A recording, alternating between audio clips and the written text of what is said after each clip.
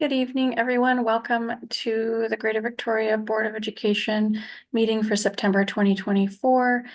I want to start us off in a good way by recognizing and acknowledging both the Esquimalt and Songhees nations on whose traditional territories we live, we learn, and we do our work this evening together.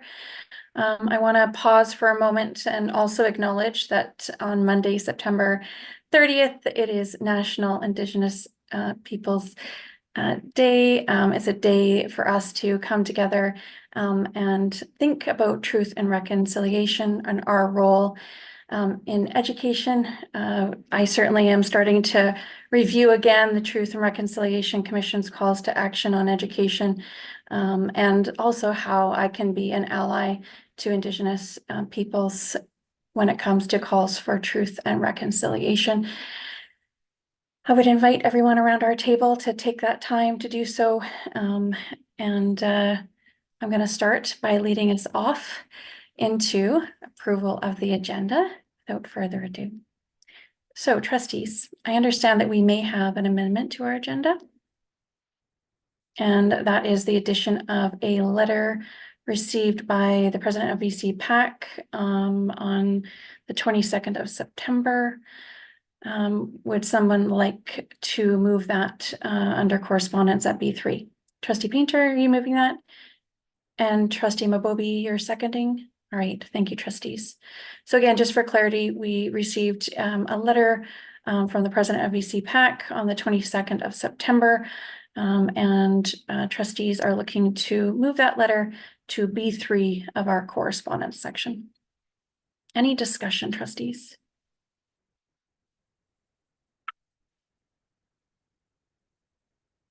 All right, hearing none, all those in favor with a show of hands. And again, this is just adding the item under B3. And that is unanimous. Thank you very much, trustees. And I just want to clarify, because apparently slip of the tongue. Thank you, Trustee Gagnon, for correcting me. It is National Day for Truth and Reconciliation, which I talked about, but misspoke. So thank you for clarifying that. Appreciate it.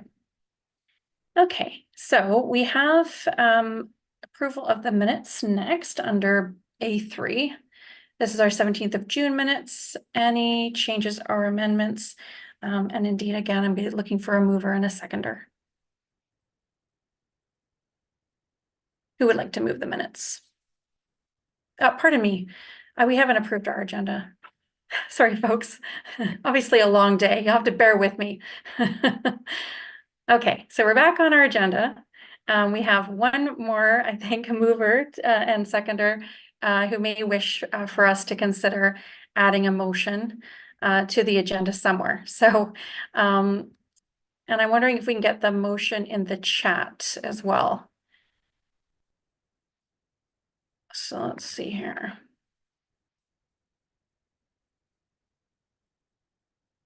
I may have to go in multiple sections. What I'll do is, while we're starting, Trustee Cohn, can I ask you to take the motion in sections and put it in the chat while I read it into the record? And then I'll look for a mover and a seconder. Okay, so the motion is as follows: that the Board of Education of School District Number 61, Greater Victoria, direct the superintendent, 1, to propose amendments to Policy 110, Equity, Policy 5147, Inclusion of Students with Special Needs, and any other relevant policy to ensure that each states that the educational opportunities, student experiences, and student supports across schools and programs of choice will not be substantially different, as demonstrated by both key performance indicators and the direct experiences of those within schools, including students, parents, teachers, and support staff. And 2, to establish a working committee prior to the end of November 2024 of rights holders and educational partners pursuant to Policy 9210, the development of policy, with the mandate to review and make recommendations regarding the proposed amendments, which will then be forwarded to Education Policy and Directions Committee on December 2nd, 2024. And 3, to report to the Working Committee and Education Policy and Directions Committee on December 2nd, 2024 via a written report, which relevant data are currently tracked within the school district systems, and which data should be tracked within policy and/or regulation changes by the Board of Education of School District number 61. And 4, to work with the school district rights holders and educational partners to draft and bring forward amendments to the Equity Ad Hoc Committee Terms of Reference to ensure the successful implementation of School District number 61 policies as they relate to equity and inclusion. And further, that the board continues to advocate to the province for additional resources and supports to ensure the successful implementation of the equity and inclusion policies. Okay, so that was a lot, I know, so we are going to put it in the chat. Trustee Kwan, go ahead. Yeah, I'm only able to send it to Josh. I'm just wondering if Josh doesn't mind sending it to everyone. Thank you.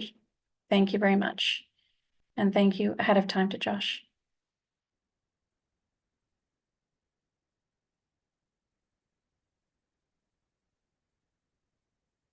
So once we get it in the chat, what I'll do is give you a moment to read it. And then from there, we'll look for some direction from the board, what you'd like us to do with this motion. So let's start with, I believe it's now in the chat. Thank you very much, Josh. Appreciate it. And again, it's in sections because it is long, and the chat, there's a limit to the number of characters that can go in each post. So we've got 1, 2, and 3 in the chat if you want to have a look. 4 and the end further piece are coming.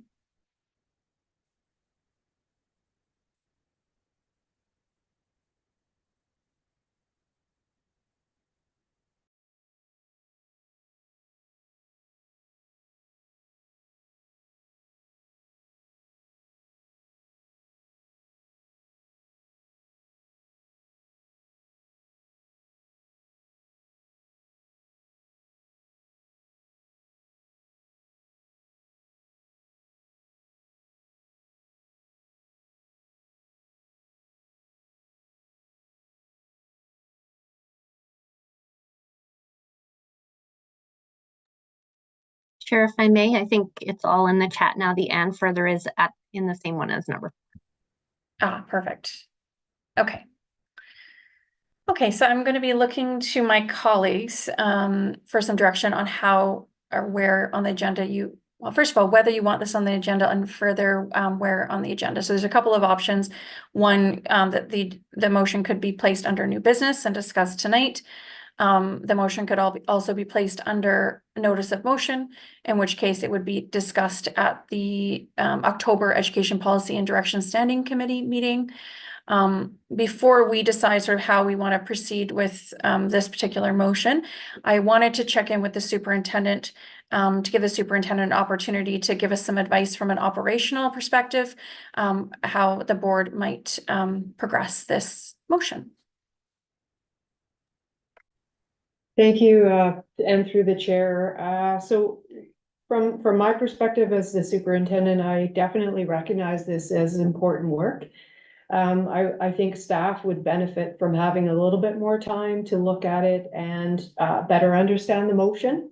I think we could discuss it at Ed Policy in October. That would give us time between now and then to be able to look at it thoroughly, and also at Ed Policy speak to the motion. It does feel like the timeline is tight between now and November to try and accomplish that work. We also, again, would benefit from some clarity. There's some language in the motion that we don't always use in education with regards to KPIs and those pieces. So again, would benefit a little bit longer to look at it. And also just to discuss the existing structures that do exist.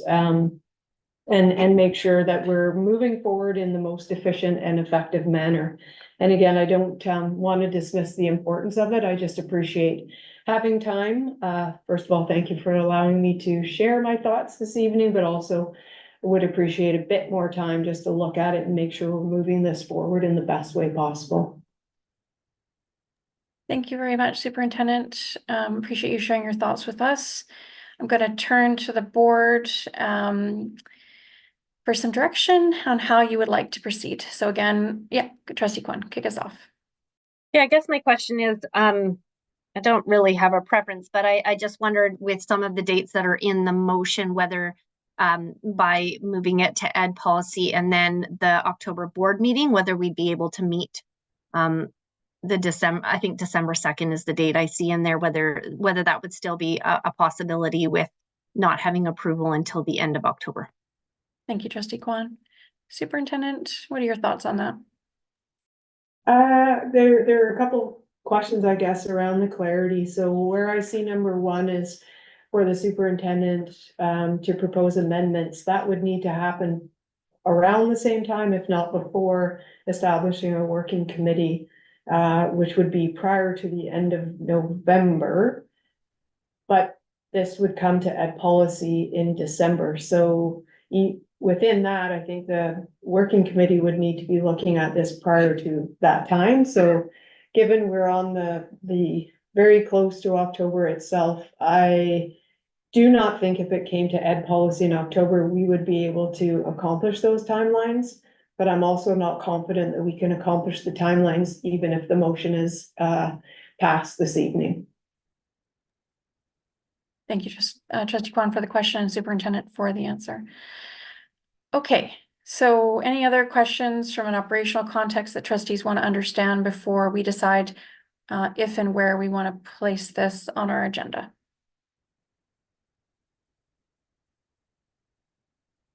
Trustee Painter, go ahead. Just an observation that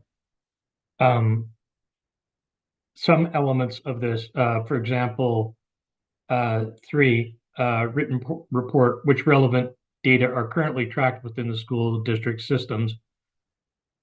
And then secondarily, and which data should be tracked with policy or regulation changes.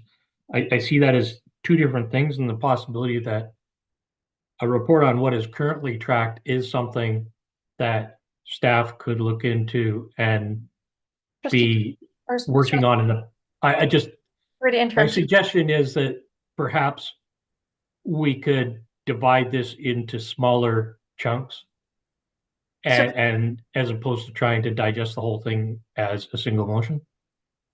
Fair enough, and I appreciate the sentiment, and we could get into that if we do put it on the agenda somewhere.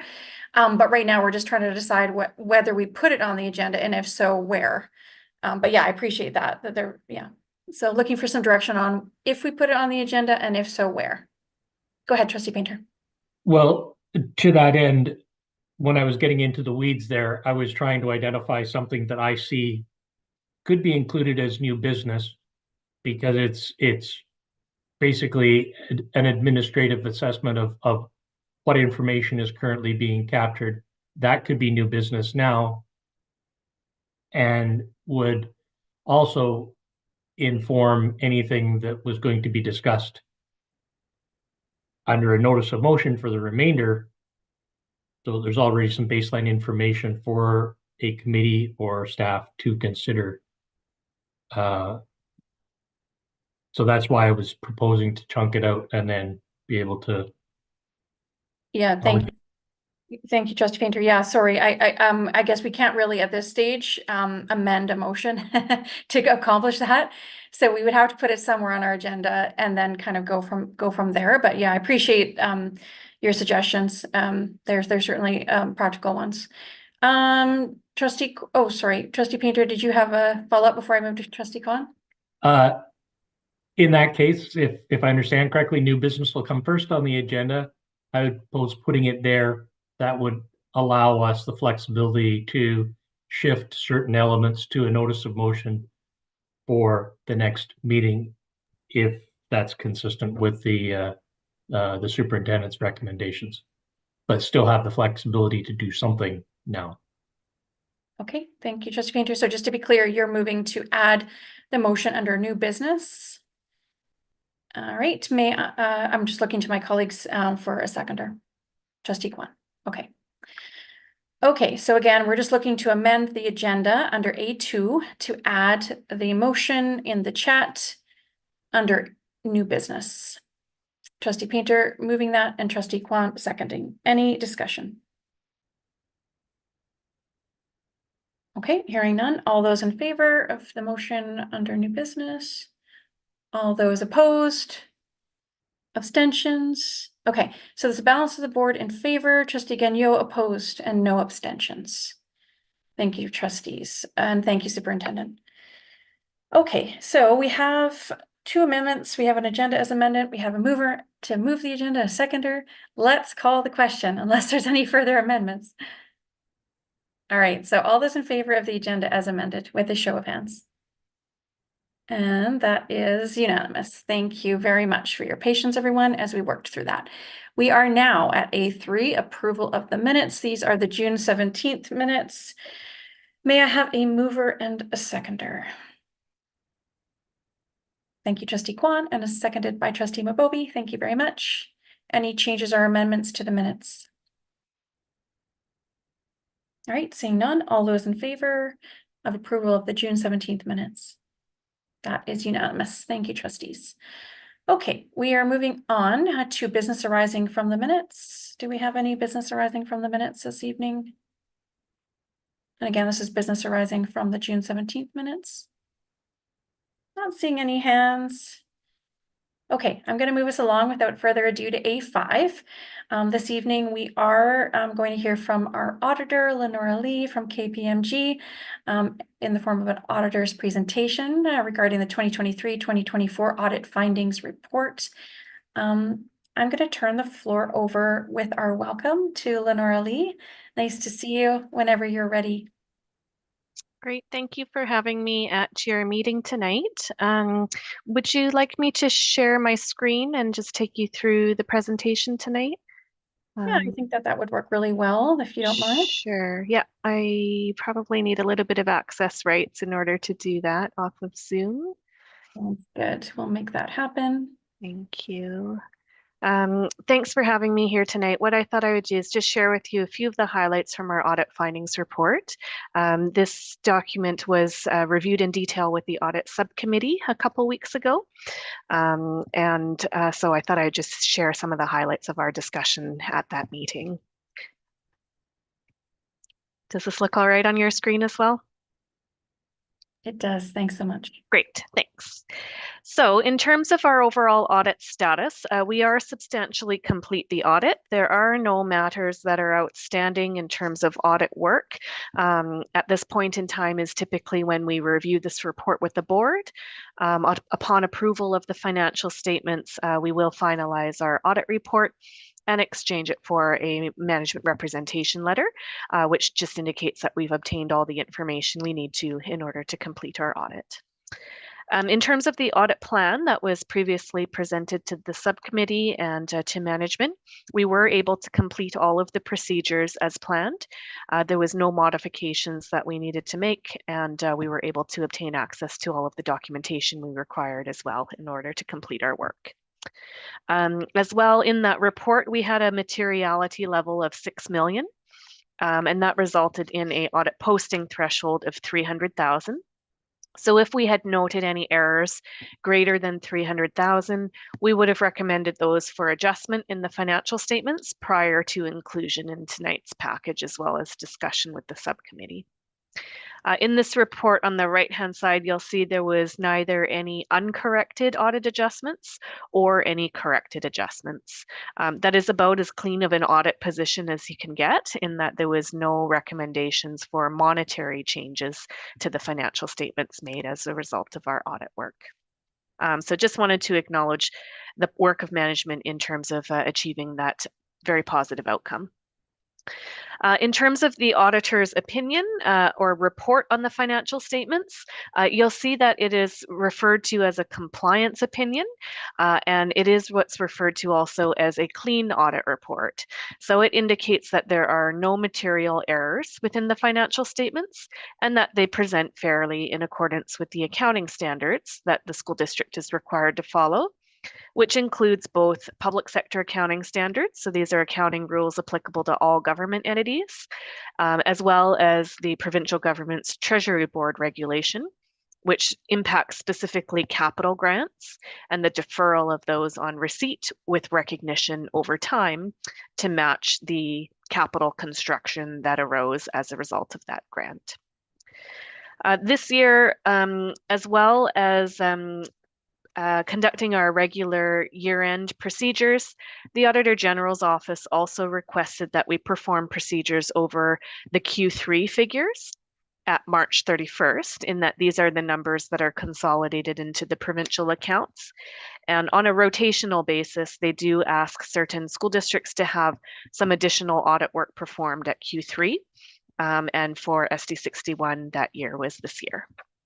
That certainly provided us with a head start on some year-end audit work, and no concerns arising out of that work at all either.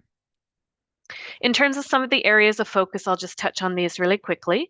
Fraud risk is an area that we are required to assess annually as part of the audit process. And this is inherent within all audits. So irrespective of the type of organization it is, size, people, we are always required annually to perform such procedures. This includes things such as reviewing year-end journal entries, reviewing areas that are potentially subject to bias or interpretation judgment, and reviewing the business rationale or consistency with our knowledge of business operations as a result of these types of entries. So in terms of our findings, we had no significant issues to bring to the board's attention here. In terms of the numbers within the financial statements, the next couple pages highlight some of the significant dollar value transactions and the audit work that we perform over those areas. The first relates to capital assets. So these are the physical structures, primarily buildings, that are owned or constructed by the school district. In this area, we do look at a sample of additions, reviewing both the invoices as well as payments to third party. We then also review the capital grants that are received in order to pay for some of those capital additions. And we do that by confirming the values with the ministry to compare that the amounts the ministry has on record as being paid to the district are the same as what's recorded in the district's financial statements. We review both the amortization of the capital assets and the capital grants. And this year there was a new audit accounting standard that was in effect that relates to public-private partnerships. So these would be arrangements where there is a third party involved in the design, build, construction, financing, and maintenance of capital assets. In our work here, we did not note any issues, and management has not noted any P3 agreements, and we concur with that conclusion. We also noted in this area there was some control recommendations identified last year, specifically regarding the new accounting standard for asset retirement obligations. This is where there is a liability and cost incurred in future years for things such as asbestos remediation. And we're comfortable that management has addressed those control observations and implemented policies to monitor the values on a year-over-year basis. In terms of the area of revenue, similar to capital grants, here we primarily confirm the balances with the ministry directly and noted that the values are in agreement between what the ministry has on record as being paid to the school district, as well as what the school district has reported in its financial statements. There also was a new accounting standard in effect here. Management performed the assessment and made some very minor process changes on a go-forward basis to align with this new accounting standard. We reviewed management's position and were in agreement with the changes that were made. Accounts payable and expenses.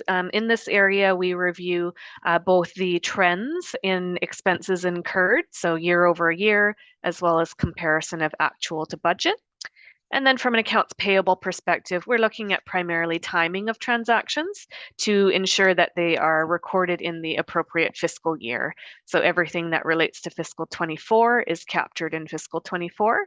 And if a payment relates to fiscal 2025, it's not recognized in 2024. In this area, no issues or adjustments that were recommended. And then the last page here on salaries and benefits and employee future benefit obligations. In this area, similar to other expenses, we compare current year to both prior year as well as budget.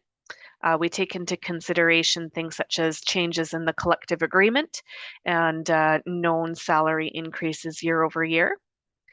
We also confirm with the third party, the ministry's actuary Mercer, to determine if the future benefit obligations agree to their work over this area. So these would be things such as accrued sick leave, retirement benefits, items that may or may not be paid out in cash in the future, but irrespective of the payout have been earned and employees are entitled to take them.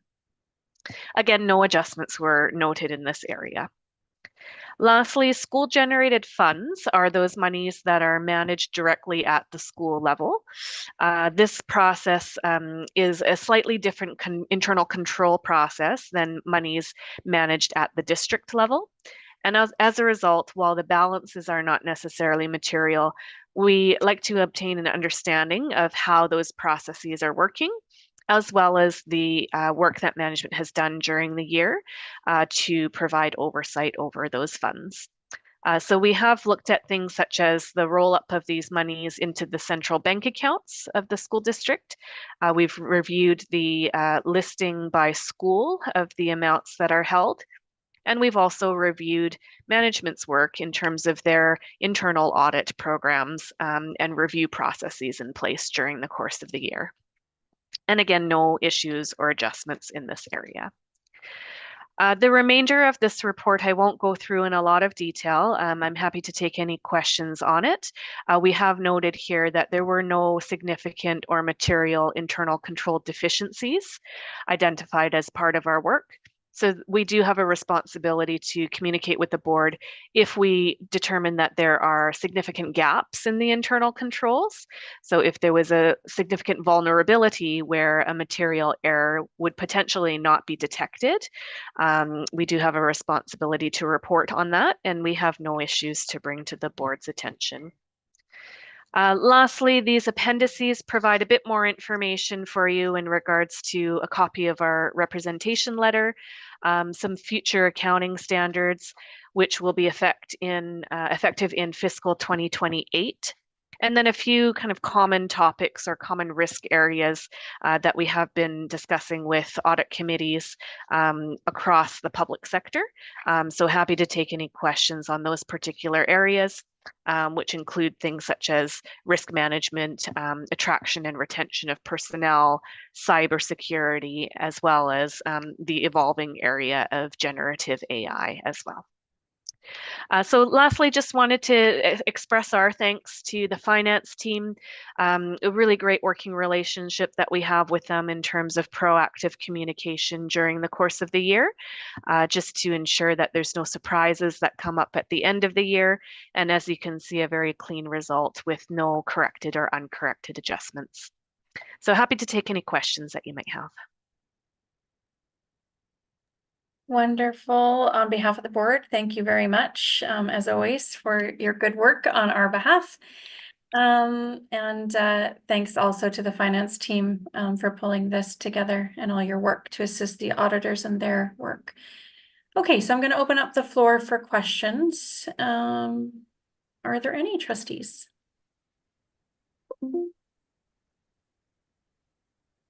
Trustee Kwan, go ahead. Also, just want to remind that if any partners around the table have any questions, I assume they would be welcome to ask as well. Certainly, yeah. Okay. I don't know if you want me to wait for my question before we ask partners, or We're not moving any motions. This is, I believe we're receiving this for information, but Secretary Treasurer, correct me if I'm wrong. That doesn't So you can't see me, but there we go. No, this is just for information. There will be a motion later on in the agenda to approve the financials.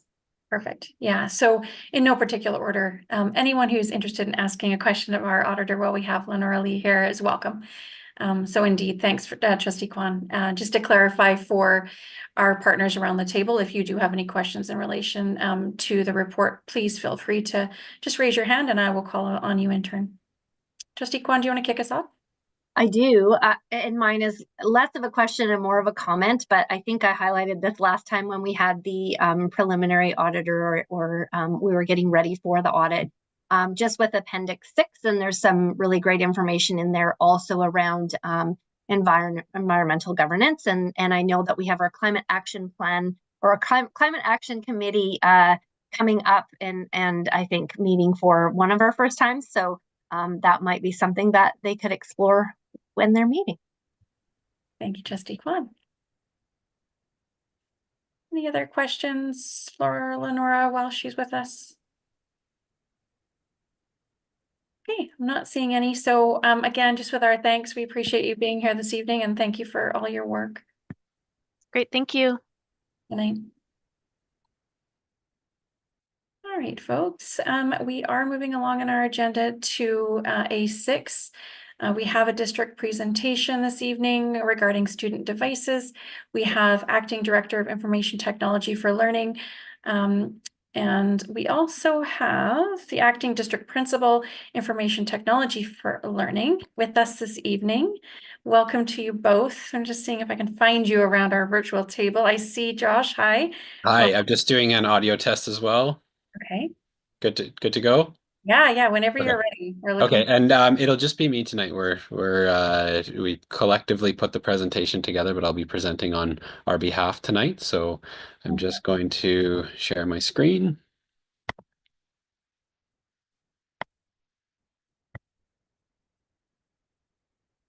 And just confirming that you can see that.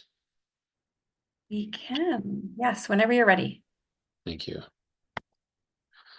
All right, so thank you for having me tonight. I wanted to highlight one of the issues that's getting a lot of noise in our district right now, and it's dealing with life cycling of devices, specifically in this case, student devices. So tonight's the purpose of tonight is actually to offer a little bit of clarity, highlight a lot of the department work that our staff is doing really, really well, and propose next steps and consider some feedback should you have it around the table tonight. So the main piece here is to clarify a little bit, and I want to start with a bit of a timeline around student devices in our district. Initially in 2016 and 2017, I couldn't pin down the exact date, but we had an initial investment of student devices in Greater Victoria School District, and this really set us on a path to supporting technology and supporting digital literacies in the classroom. So over that time of 2016 and 2017, a lot of devices were rolled out and allowed us to create a bit of structure with our device inventory. Between 2017 and 2020, alternative funding for technology was available to schools. And when I define alternative funding, I'm really meaning school-based technology purchases through PAC, through fundraising, through alternative means as opposed to district funding of a ratio. As we know, I think in most presentations with a historical context, we had COVID. And during COVID, we had an influx of devices like 2017 to 2020, but all of these devices came at one time. So over time, our ratio really improved from a student to device lens. And we ended up with a fairly healthy ratio of about 1.8 to 1 devices in schools. So that's, we're approaching 1-to-1 at that point. Between 2021 and 2024, several things happened. We maintained alternative funding, which further helped our ratio or maintained our ratio at that point because the devices from 2016 were starting to age. And part of proper security practices to life cycle those devices and retire them. And our security stance really we reduced our risk. So we started to define our security stance more prominently, and a lot of our decision makings, as we know, had security in mind. So the whole purpose of having a security first approach is to mitigate against those risks of student data privacy breaches, and we're in a healthy spot in terms of our security posture at this time. So I wanted to talk about our current state. There's a lot of, we're getting a lot of feedback about our current project, which is really around disabling, decommissioning, and replenishing current student device inventory to the funded ratio. So in the spring, there is a motion to fund schools at a 3-to-1 ratio for secondary and middle, and 4-to-1 ratio for elementary. So that part of that work was to, again, looking at our security posture and life cycling of devices, we wanted to disable and decommission devices that are no longer secure. They're no longer receiving security updates. They're no longer receiving patches to the browser, and there's vulnerabilities that can impact student data. And we're about 90% complete on that task. It's a really quick turnaround, and our team has worked really, really hard on that. So I want to give a shout out to our support team on that, as well as our endpoint team supporting this from Tolme. We're currently moving into a project where we're going to do an inventory assessment. With all of the changing landscape with COVID, with life cycling of devices, and with our security becoming much more strict or risk averse, we have a need to do a full inventory of our student devices, and we're taking that on between now and the end of October. And then we will have to assess our current numbers in terms of our enrollment and the number of student devices, and look at funding to ratio, completing that project in November of this year. At that time, and this is our proposal is to pause and assess. What is the impact? So when staff and students return to the school year this year, the impact is realized. And what we're seeing is discrepancies in inventory, discrepancies with devices having gone home during COVID and possibly not returning, damage and loss potentially not being recorded as rigidly as we'd like. So at this time, we're pausing and assessing, doing our inventory to ensure that we are funded to that ratio. And part of the pause and assess timeline after we replenish those devices to ratio would be to understand the impact in schools and how schools are using devices. So we're going to plan to capture that feedback and understand where the sweet spot is for a ratio. And as we know, at that time, we come back around to our budget and potential for asks within our budget or requests based on that feedback that we capture. So I just wanted to highlight for the board some of the questions that are being asked, and I do want to take a minute to share my appreciation for the feedback and the impact of student devices in the classroom. We're starting to get a really clear picture of how students and staff utilize devices to a greater extent, and start to plan for the emerging technologies that we're seeing in classes and schools turning over really quickly. So some of the questions that are being asked from schools is, can we apply grants can we apply for grants specific to technology? Can we seek donations of technology equipment? Are we able to use PAC funding to purchase technology? Can we use school-based funds to purchase technology? And what device should I purchase for my child? So these are some of the main ones. Again, shout out to all the schools who are providing feedback. We're getting principals and teachers and even students who are writing letters to say, hey, we had a lot of devices and over the summer we noticed this decommissioned, and it's starting to impact the way that we do things in schools. And it's helping us to frame out our understanding of this. In the last part, I just wanted to highlight a couple things that may not be as well known around specifically that last question, what device should I buy my child? We do have a regulation 1300.3, and I believe it's section 5 around BYOD, bring your own device, and how we support BYOD in our schools, as well as what's required to bring a BYO device into the school.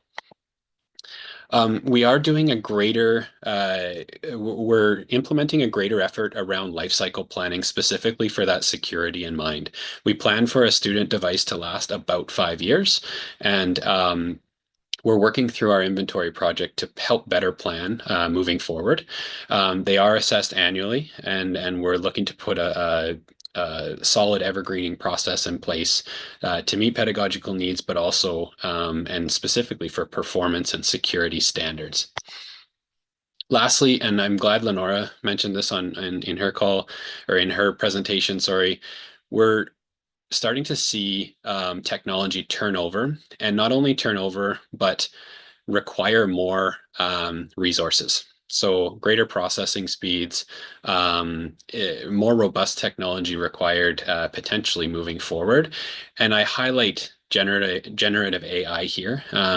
So this is a time as well when we're going through our inventory, when we're looking at life cycling, to again pause and assess and see or ask the question, are our current student devices the proper tool, or are they the most effective tool?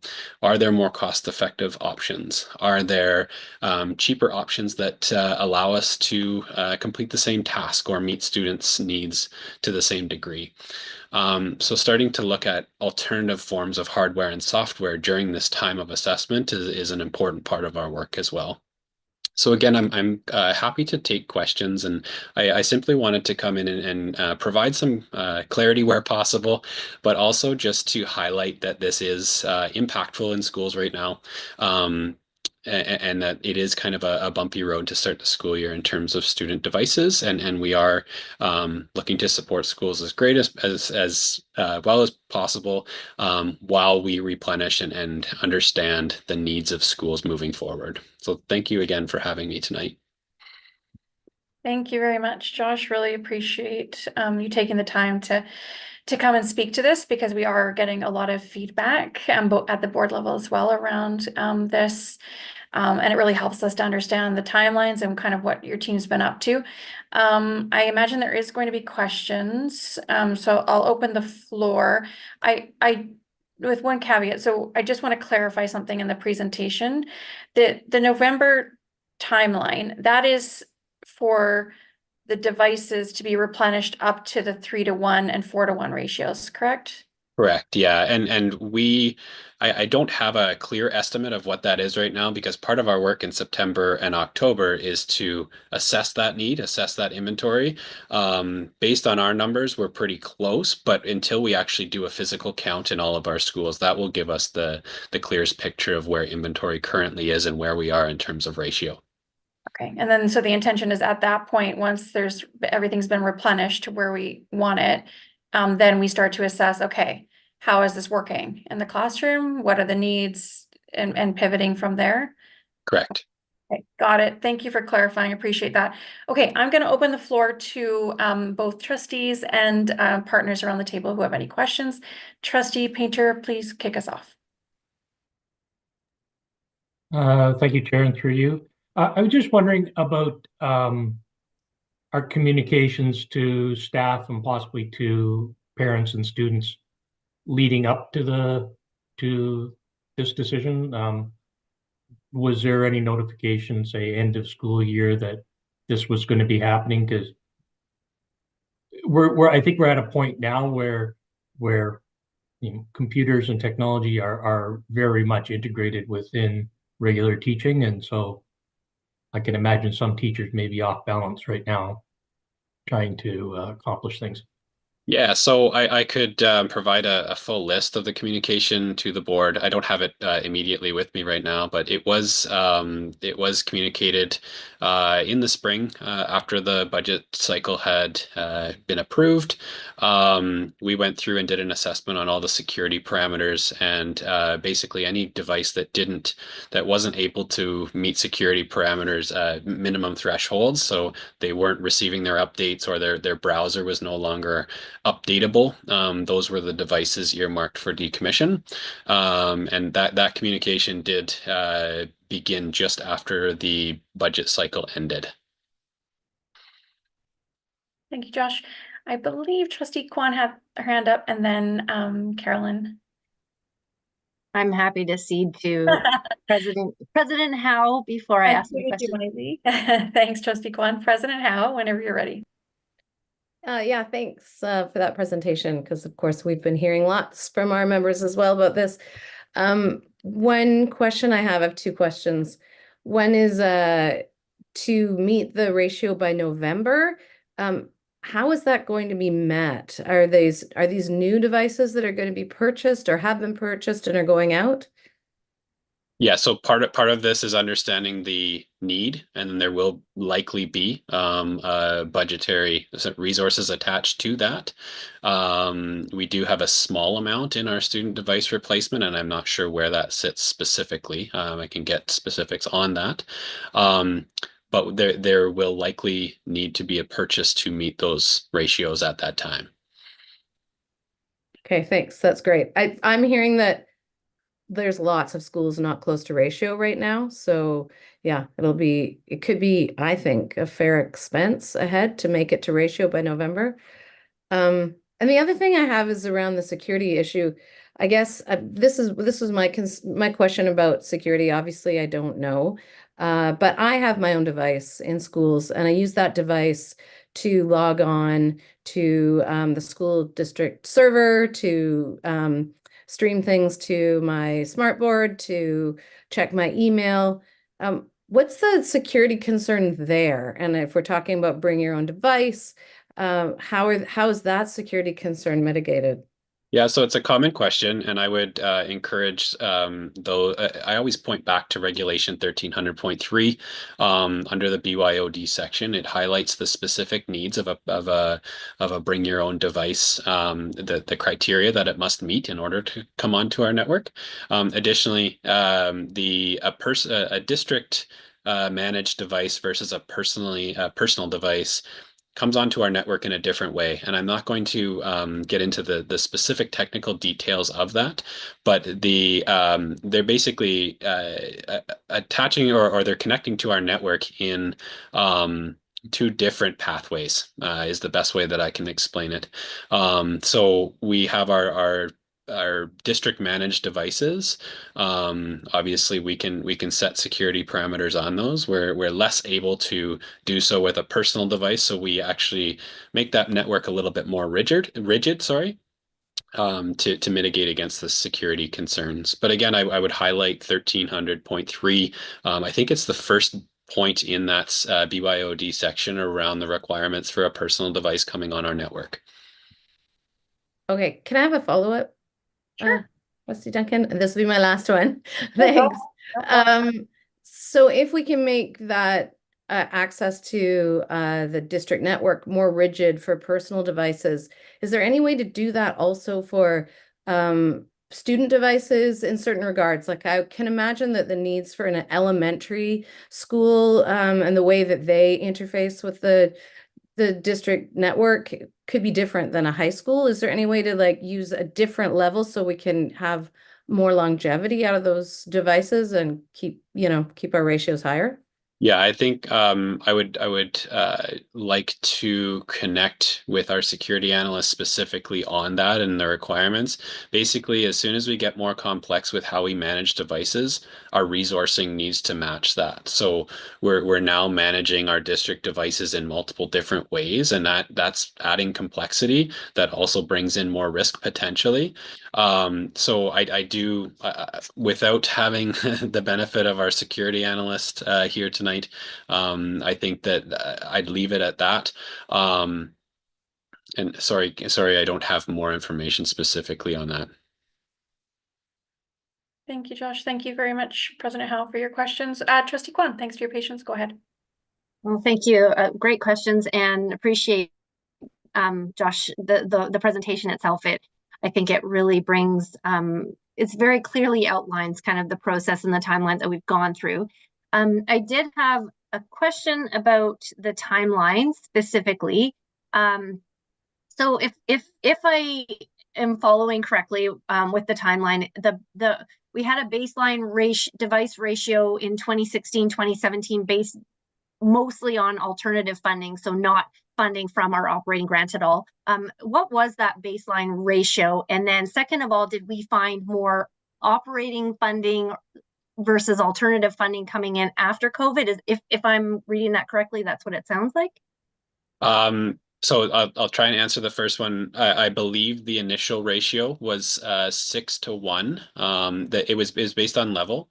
So I believe it was 6-1 at some levels and 4-1 at others. And I'm not sure specifically how that broke down. I believe it was 6-1 at secondary because of all the labs that were also in the schools. Again, I would I'm going back prior to me being in the department and in the role. So that's what I've been able to piece together from past communication. Can you repeat your second question?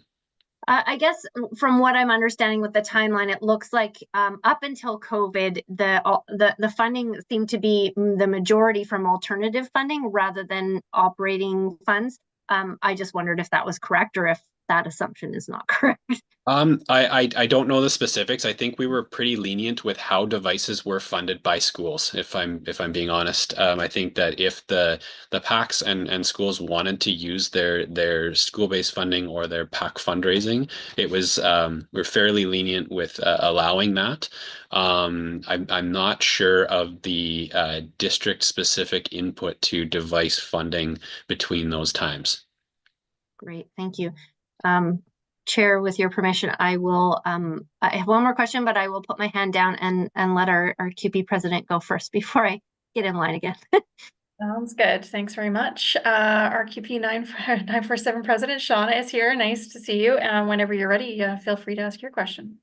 Thank you. And that's the first time I'm called president on one of these meetings. So thank you, Josh, for all your hard work. I see it.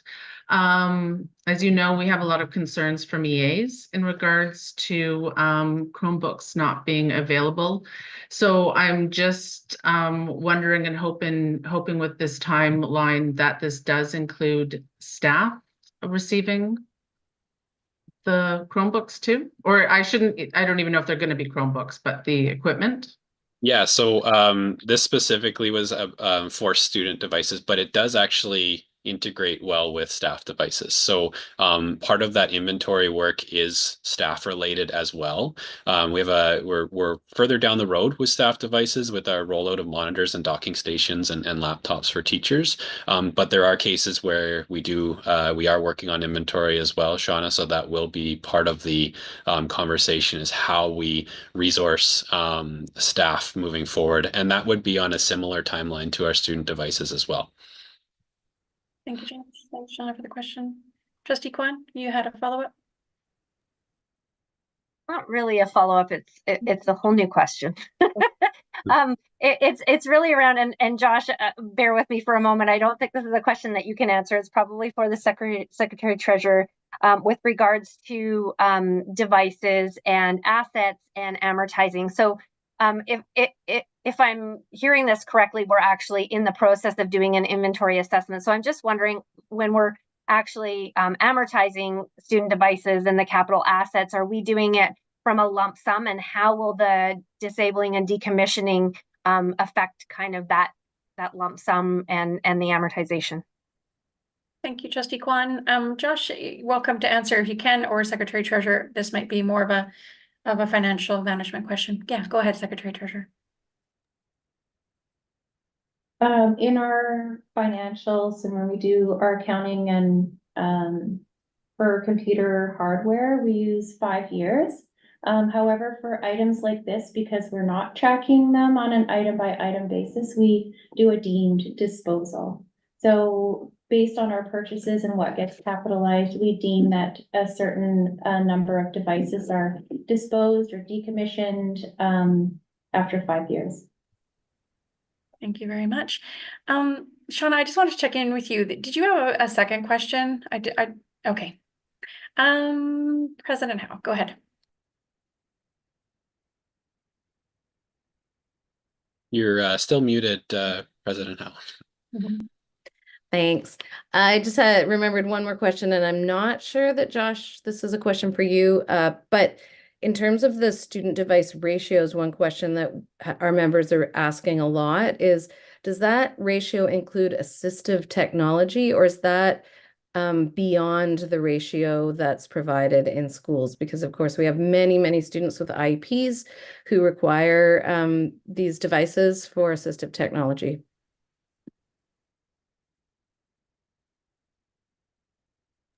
Go ahead, Josh, whenever you're ready. I don't have an answer for that. We're operating right now as a single ratio and supporting as best as possible for those cases where students require communication services. So I would welcome clarity there. I'm going to turn to the Secretary Treasurer because this is a really critical question. So in a situation where a student requires a device in order to support their IEP or other designation, we would not, that would be considered separate to any school ratio. We wouldn't sort of tie the two together. Is that right? But again, we want to be very clear in how we're doing that. Go ahead, Secretary Treasurer. In the process that Josh has explained, I'm not sure how those devices have been incorporated. They may have been counted in that. However, we have had discussions since this process has started because we did put a pause on purchase of devices so that we can actually understand what the impact is of going to the new ratios. However, there is an exception. So if there are students who need a dedicated device and that device will not be in rotation, like in the class carts and shared amongst other students, then we are saying that those kind of purchases can proceed. And I think probably in the future, those would be outside of what schools would have as a ratio. But again, we're still right in the midst of this and continuing to work through this on an ongoing basis. Thanks, Secretary Treasurer. Thanks to Josh. I just wanted to offer my 2 cents, if I may, like just around some feedback and I think some work for us all to do collectively. Is it just around planning? So I think, it's interesting, like as a board, as we do our kind of budgetary planning process and make decisions around planning, there's the other piece of like the operationalization of those decisions, and understanding the nuance is ever so important, as we know. But having like a long-term plan, like one of the things when I started to hear some of the concerns, one of the things that we certainly have had discussions with the Secretary Treasurer about is about the importance of planning for the department, but also clarity of communication. So, given that we have regulation 1300.3, I think it was, around bring your own devices, or BYOD, as it's often known in the biz, perhaps we want to kind of use this as an opportunity to communicate with our schools and just remind them that we've got this regulation.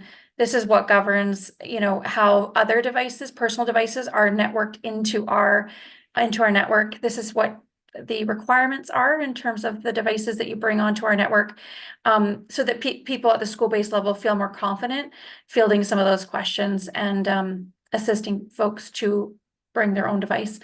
But that planning piece is so important because I certainly, know that if we're at the board table making budget decisions, we really want to have confidence that we understand the nature of our inventory and the impact of a decision and the ripple effect in the situation we find ourselves in, which is that we have a really significant number of devices that are basically aged out for security reasons all at the same time. So yeah, that planning piece, bringing forward a 5-year plan, I understand the department is going to be bringing forward, I think will help us tease some of these issues out, but would be interested to hear from the superintendent and secretary treasurer, maybe perhaps at one of our future standing committee meetings, about where the other gaps exist in terms of policy and regulation, and how we're going to address those moving forward. Carleen, welcome. Thank you. I understand you're our VC PAC rep this evening. Welcome, and go ahead when you're ready with your question or comment. Hi there, everybody. Nice to meet you. I'm Carleen Nex. I'm the vice president of the VC PAC. It's nice for us to have our executive a little bit more filled out, so you're seeing some different people besides just Nissa all the time. Thank you so much, Josh, for all of this work. I just wanted to ask a question that we have had from some PACs and some parents in terms of what is being done with the old technology, and if there would be any way that it would be available for families for sale or anything like that, even just for home use or things like that. There was just some questions around that. Thank you. Thank you. Josh? go ahead. Yeah, I think given that we're retiring these devices, or decommissioning is the language we use, due to security issues, I would hesitate to then offload or donate devices that are no longer secure. I would take counsel on this along with our department and our leadership team here around how to whether that's a possibility, but I would hesitate off the hop to do that just because of the reason for decommissioning. Thanks for the question. Perhaps we can look into how other public sector bodies decommission their technology and then donate it or offer it for sale, or whether in fact they do.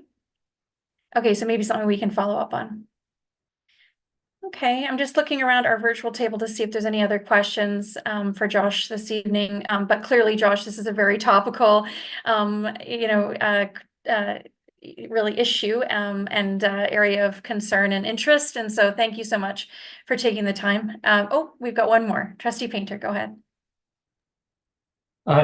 Yeah, thanks. And sorry if this is going off on a tangent, but just curious, in the old days of desktops and towers and such, I understand that the IT department was pretty innovative in terms of salvaging components.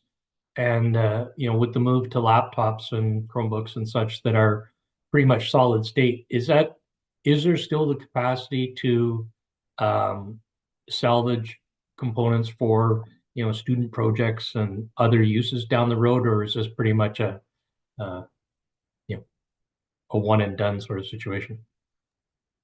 Yeah, I wouldn't rule that out. If the devices are fully decommissioned, I don't know. I think it would depend on the project. So I'd want to know the use case for it. We do, as speaking about salvaging though, we repair as much as we can in-house to save. We do that with laptops and Chromebooks. So we have staff members working on that when possible. So that's one way that we do recycle or reuse when we can. From a project standpoint, we have had the request in the past, but I think it's a case by case decision based on kind of what the intent of the project is, and to ensure that they aren't going to end up back on our network at some point in a vulnerable state. Thank you very much to both of you for your question, and then Josh for the answer. I think you raise an interesting point too, Trustee Painter, just in terms of the environmental impact of the business model that a lot of these companies are now utilizing, sort of forcing us to retire items like technology much sooner than maybe we would have been able to in the past, and also, limiting our ability to do those repairs. And so, this is a big issue, especially for public education, where we have limited resources to utilize and a need for technology. Thanks again, Josh. Really appreciate it. And thanks everybody for your engagement with the subject. I imagine this is going to be back at our table very soon, so we can talk further about it. And thanks for laying out the areas that we need to explore further and provide some more clarity. All right, I'm going to move us. Thanks, Josh. I'm going to move us on to correspondence, which is under B of our packet. We have an item, the first item under B1 is in relation to the Victoria High School Stadium renewal. Wondering, Secretary Treasurer, whether you wanted to speak to this item or if you wanted us to pull it for discussion. Thank you, Chair. I think I would just want to recognize the Victoria High School Alumni Association publicly in this meeting for their contribution. They contributed $195,204 towards the facilities at Vic High, particularly around the field and the other amenities there. Thank you, Secretary Treasurer. Yeah, and absolutely our appreciation or our thanks goes out to the Alumni Association. They've done a lot of good work and fundraising over the years, and this is just one of many examples. So absolutely thank you to them. All right, we have an item under B2. This is a letter we received over the summer. The Secretary Treasurer received it on our behalf from the town of View Royal in relation to some changes to signage requirements during the election. Is there anything, Secretary Treasurer, that you wanted to flag from this correspondence? No, okay, it's just there for information. So for us to be aware. Now, we do have an additional item under correspondence at B3. This we added during approval of our agenda. It was a letter from VC PAC dated the 22nd of September relating to ensuring equitable equitable and inclusive learning environments in our school district. I know trustees, we wanted to pull this letter for discussion, and I believe Vice President you might be willing to speak to it, or certainly we'll offer you an opportunity to speak to the correspondence. Did you want to speak to it first, and then I'll maybe open the floor for some discussion, if that works for you? Sure, that's great. Thank you so much. And thank you to everybody for the opportunity to speak about this evening. The VC PAC has written this letter because of some significant concerns that we have about some of the disparities that we've seen between schools and within schools in providing access to learning environments that are both inclusive and equitable. We had an engagement opportunity in June where we reached out to staff as well as families. So data that we've gotten from that engagement opportunity, as well as a very recent FOI request and some feedback from teachers, of course, highlight concerns about student-to-student and student-to-teacher incidents in the classroom and a lack of resources to support the school district's inclusion policy. We've also had concerns about unequal student experiences and access to quality education across schools and programs of choice.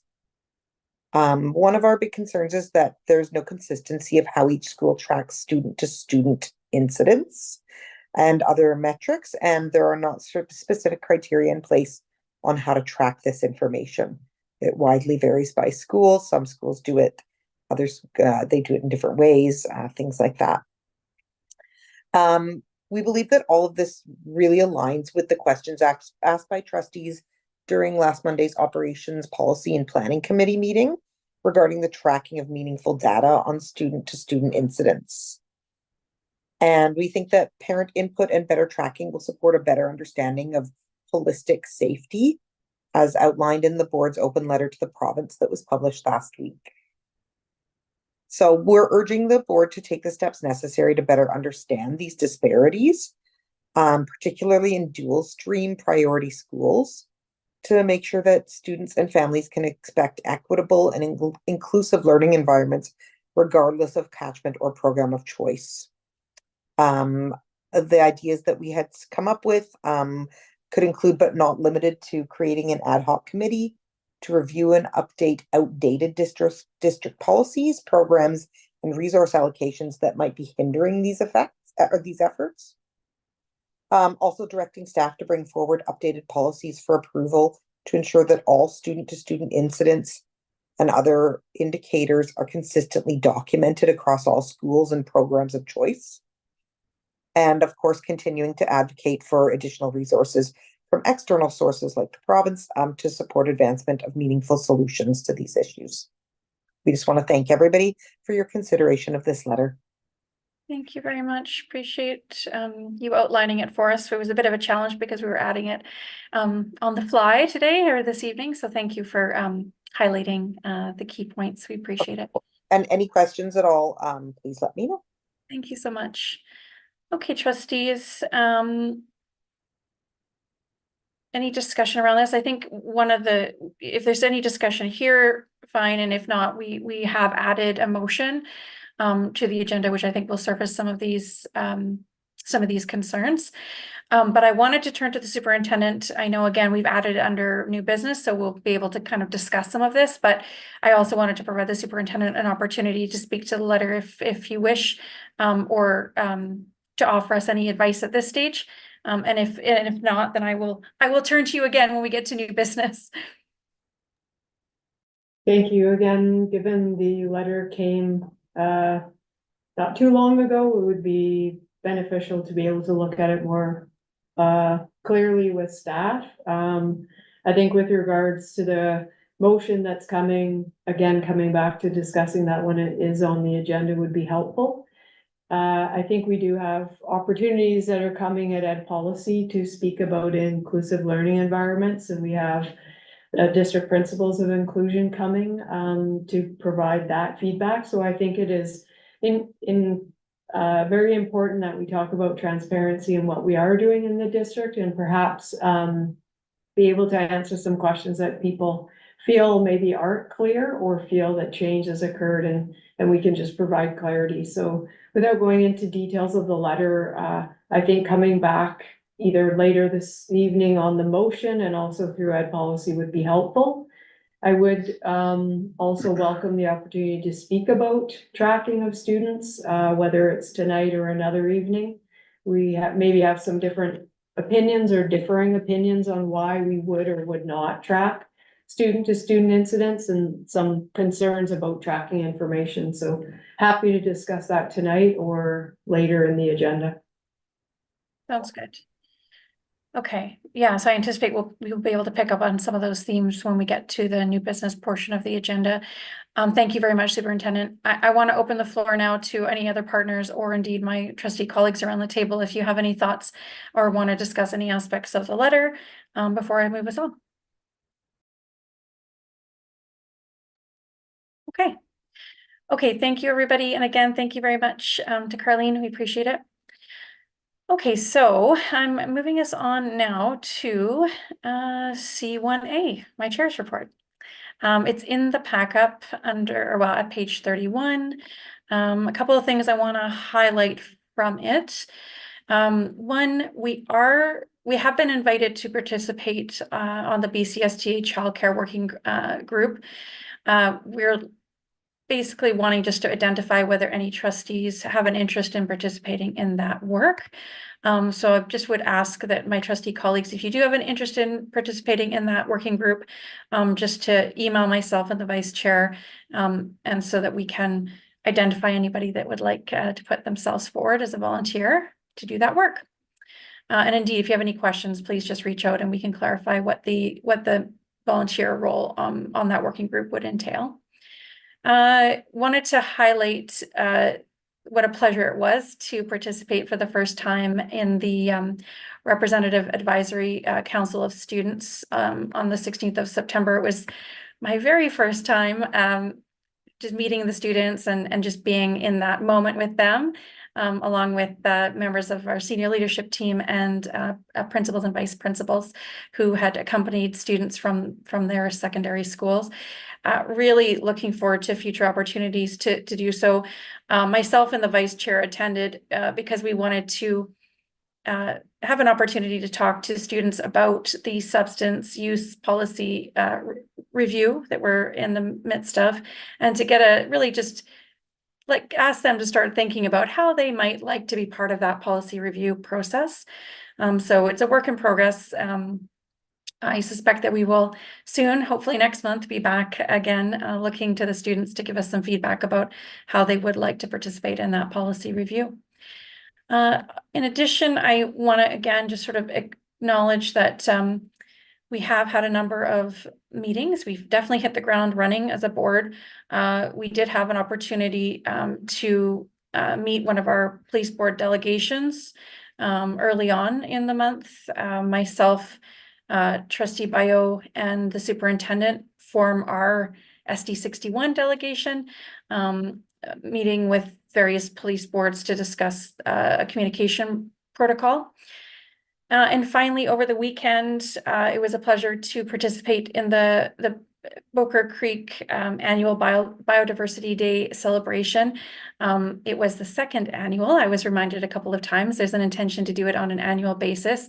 And so we spent some time on the land adjacent to Lansdowne South Campus, just over the creek, using the footbridge. And there was a lot of community represented, whether it was municipal partners, other community groups represented, and yeah, just a wonderful time, and a lot of folks were there that were very committed to biodiversity, environmental advocacy, and really looking to potential partnerships that we could participate in with municipality and with the community to look to how we might use that piece of land as an outdoor classroom, and some interesting things that we could do in terms of creek restoration at the same time and environmental learning.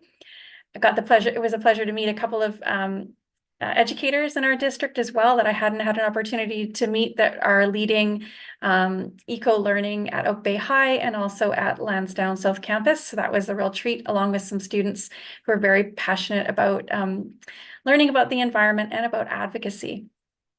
And then finally, just want to remind folks again that Monday is the National Day for Truth and Reconciliation, and really to honor that by taking some time to do some self-reflection and some learning. I certainly will be spending some time doing that, and we'll look forward to that opportunity.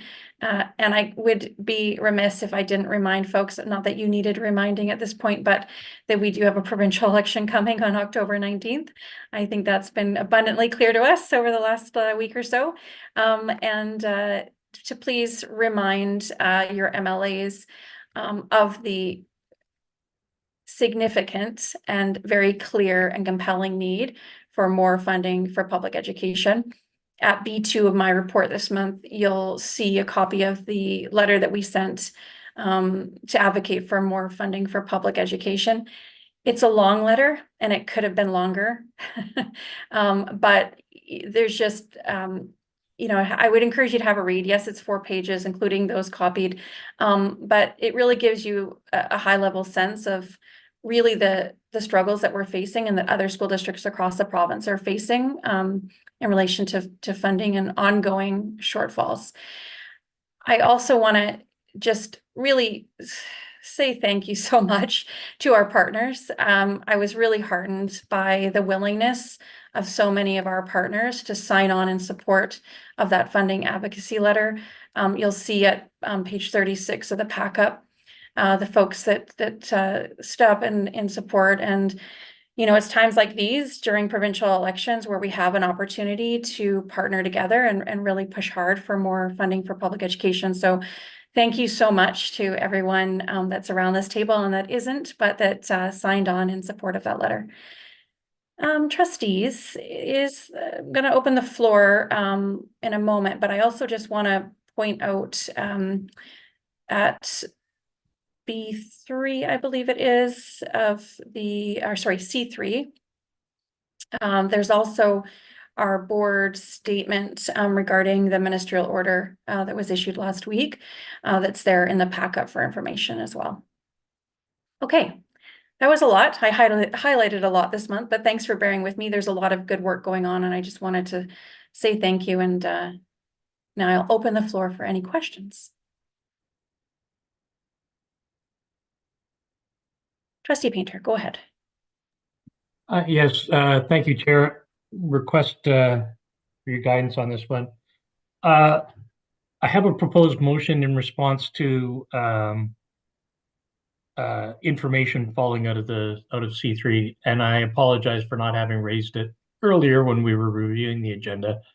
Is it possible to raise it at this point, or should I defer it to business or new business? I think probably what we'll do is when we get to the new business section, it might be like a notice of motion, I think, at this stage.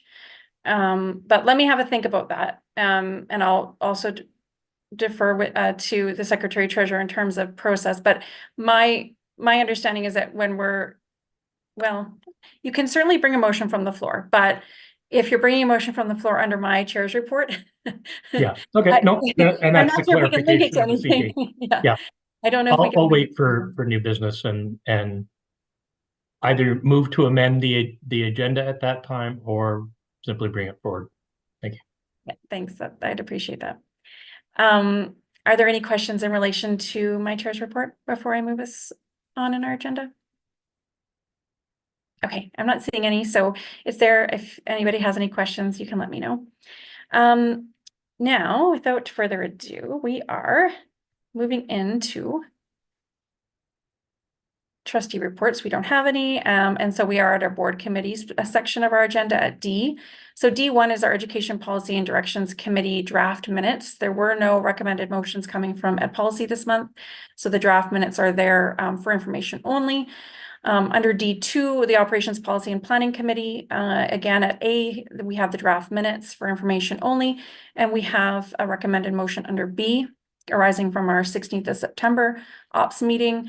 The recommended motion is that the Board of Education of SD 61 Greater Victoria accept the multi-year financial plan 2024 to 2027. I am going to pause there and just turn to the Secretary Treasurer. Is there anything in relation to the multi-year financial plan that you wanted to highlight before I look for a mover and a seconder, and just also pause for any comments our partners around the table may have? Thank you, Chair. I don't have anything in particular to highlight. We had some good conversation at the operations meeting, and I've made some notes in relation to how we might be able to use this report as we move forward with our budget process for the next year. So happy to answer any questions if there are any. Sounds good. Thank you very much. So perhaps what I'll do is I'll look at our partners around the table. If you have any questions or comments, the Secretary Treasurer might be able to assist us with, or indeed any just comments in relation to the motion. Now's the time. Feel free.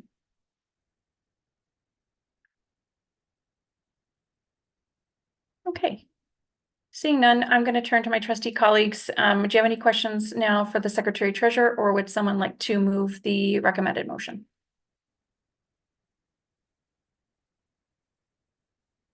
Okay, if there's no questions in relation to the plan, I'll look for a mover and a seconder. Thank you, Trustee Gagnon, and seconded by, thank you, Trustee Kwan. Okay, any discussion?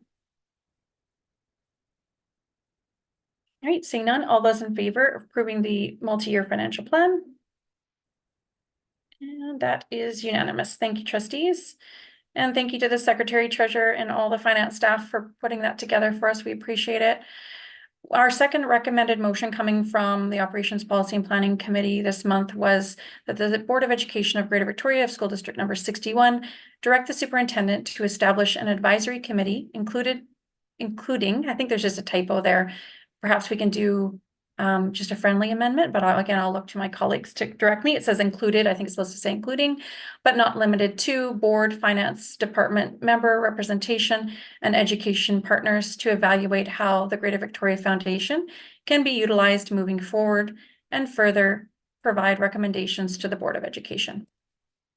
So first of all, colleagues, are we okay to do just a friendly amendment, assuming that was indeed a just an error typo? Okay. Okay, so with that said, I'm going to turn first to our partners. If you have any comments or questions in relation to the recommended motion.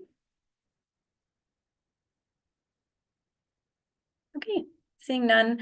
Trustees, any questions, comments before I ask for a mover and a seconder? Trustee Kwan, are you moving the motion? Or you have a question or comment? Okay, go ahead. Yeah, just a comment. I mean, this was a motion that I brought forward to the ops committee. And I think there's still a lot of considerations and a lot of things to really tease out and to consider. So, you know, I don't think by any means we're ready to move forward in anything, but I think really just discussing, you know, the possibilities and what can be done, and if anything can be done, I think it's a good opportunity to take that. So that's really the intention of this, is to explore further what can be done. Thank you, Trustee Kwan. Would you like to move the motion? Thank you. And I'm looking for a seconder. Thank you, Trustee Painter. All right. Is there any discussion in relation to the motion on the floor? Okay, seeing none, all those in favor with a show of hands. And that is unanimous. Thank you very much, trustees. Okay, so moving along, we are now at D3 Audit Subcommittee Report. Secretary Treasurer, would you just indulge me for a moment? I just want to acknowledge someone in our meeting that I just noticed was here. So if you wouldn't mind just indulging me, I just wanted to say welcome to Anave Bellevaux. I know that Anave is here representing Songhees Nation this evening, and I'm sorry I missed your presence around our virtual table earlier, but we're so pleased to have you, and thank you so much for being here.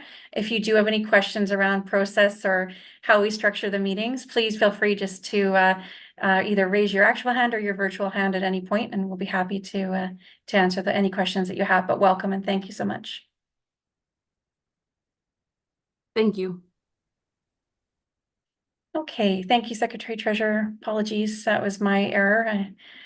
And please feel free to proceed with the Audit Subcommittee report under D3.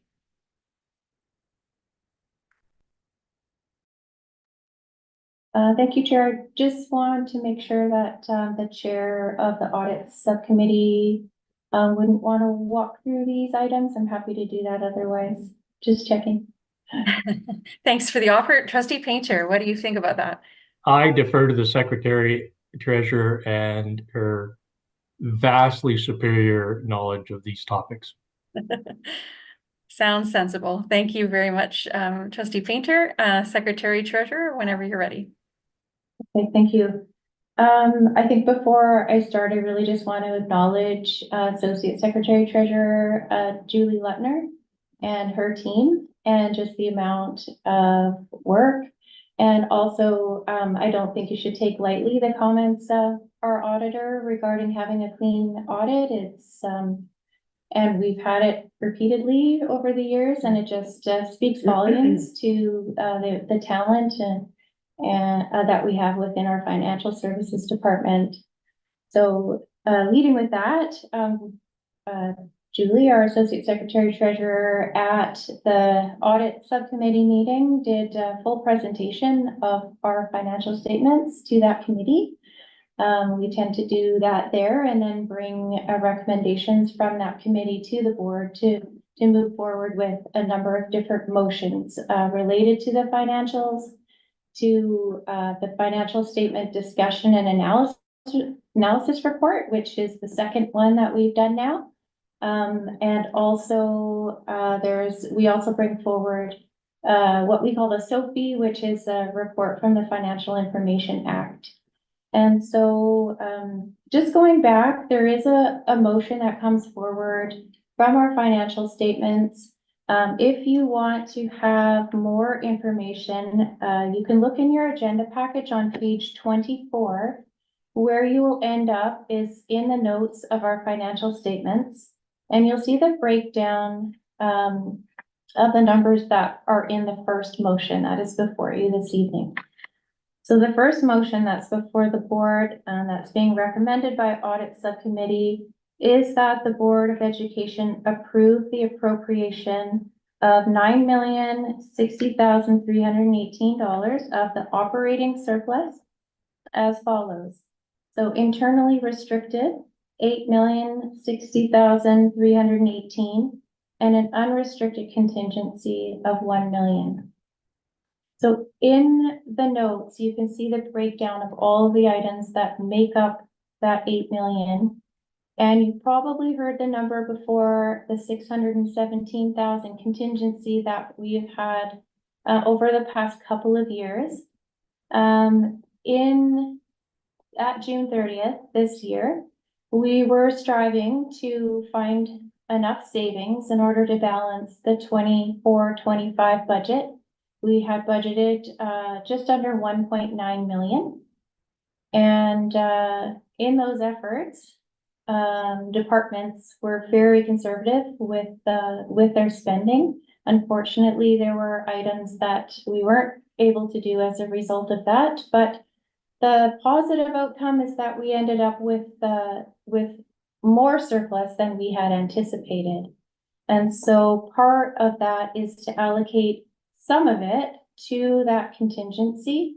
So that 1 million that's there, based on ministry policy, based on our own policy, should be about 2 to 4% of our prior year operating expenses, which should be a minimum of 4.6 million, which is a huge number, especially for our school district as we've historically been facing deficits each time we come into our budget process. So to have a bit of surplus at the end of the year that we weren't anticipating, we could put some extra into the contingency, which we've rounded up to a nice $1 million.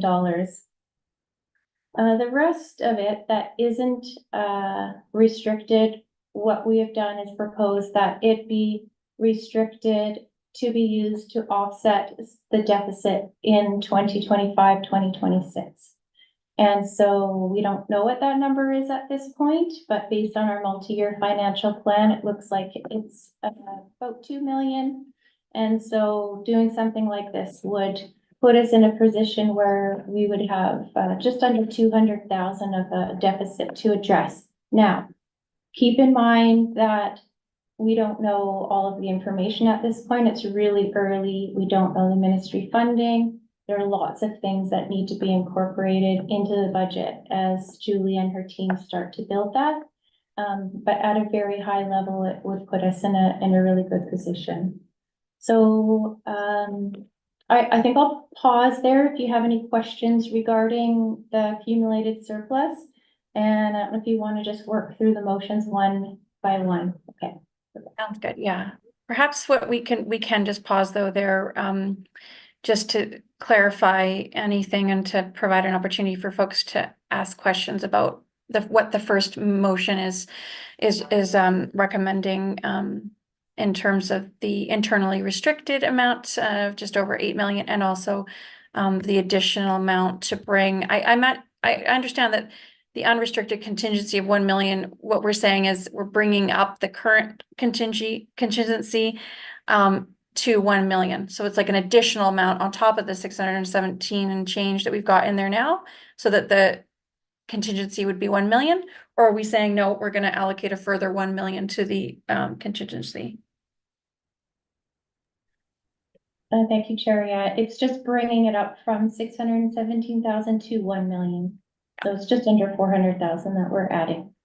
Perfect. Thanks for clarifying that. Okay, and then in terms of the just over 8 million that would be internally restricted, you're saying that what's being recommended is that we internally restrict those funds to help balance next year's budget. Is that correct? That's correct, except for it's just a portion of the 8 million. So I don't know if you have it up. I've referenced page 24, but it's actually page 127 if you're looking at the full package. Yeah, so, would you walk us through that? This one's up. So it's note 21. And it's broken into different pieces. So the first piece is restricted due to the nature of constraints on the funds. So these are things that have contractual liabilities to them, or we've received them for a specific purpose. So you'll see in there all of the professional development funds, bargaining funds, donations, scholarships, grants that have restrictions. So that's the first section. You can see 431,000. You're following along, and then 128 of the pack-up, right, Secretary Treasurer? Pardon? Page 128 of the pack-up, just so that everybody's scrolling down. Yes. So we're now moving to page 128. And the next section is restricted for anticipated unusual expenses identified by the board. So we've historically included in here a small amount for enrollment growth for furniture and equipment, reconciliation and anti-racism, and then we have a potential arbitration settlement that's in there. So consistent with last year, just slightly higher, 625,000. And then the next section is called restricted for operations spanning multiple school years. So the schools are allowed to carry forward certain amounts at the end of the year. That's in there. There's also in our policy allows schools to carry forward in excess of that if they have special projects that are over 10,000 upon approval by senior leadership. And then quite a few different items that are on there. So I'll just highlight some of the bigger ones. Indigenous education initiatives, for example, that's the targeted funding that we get from the ministry. Then there's school funded projects, so schools transfer money for projects, and these are the ones that were incomplete at the end of the year. We have some funding set aside for portable for Sundance. Glanford portable repairs. Oak Bay turf replacement. And then there's some technology in there. What else? Purchase order commitments is usually a big one as well. Because we have orders that went in prior to June 30th, but the items were not, goods and services were not received by the end of June, so we carry those forward. And then if you move to the bottom of that list, you can see the 1,897,592. That was the amount that the board approved during the budget process that we would carry forward to offset the current year, like 2024-2025's budget. And then right below that, 1,742,526 is what we're suggesting would be carried forward to offset the deficit for 2025-2026. So the total of all of those items, you can see there, 8,060,000, that's the total. So in that motion, that 8,060,000, that's what's being internally restricted. Those are the items. And then right below that one line, you see the $1 million, that's the contingency. And then the other items below that are related to the capital funds. Thank you very much, Secretary Treasurer. That's very helpful. Perhaps I'll just ask you to pause if you don't mind for a moment, and then we'll open the floor up for some questions now that we've clarified exactly where the restricted items, or what the restricted items are. I imagine there's going to be, well, I certainly have a question just in terms of restricting the future year's operations budget for 2025-2026 at 1.7 million. I'm just wondering kind of what the thinking was in terms of doing that rather than putting that, say, into the contingency and then deciding later if we need it. Yeah, Chair, that's a good point. It was just based on conversations that we've had with the board around being in deficit position and how much we would want to put into the contingency kind of moving forward. The more you put into that contingency, the less you would have to apply for future deficits. So it all depends on kind of where you would like to be at for the 25-26 budget. If we are facing a deficit, we may be looking at making some reductions. And so that is certainly a decision that the board can make. My recommendation at this point is this is what's reflected in our financial statements. I would suggest the board would move forward with that so we don't have to change anything. But if there are any decisions that the board would like to make around those two pots of money, we can certainly have motions come forward at any time to restrict them for other purposes or shift the money between those two pots. That's not a problem.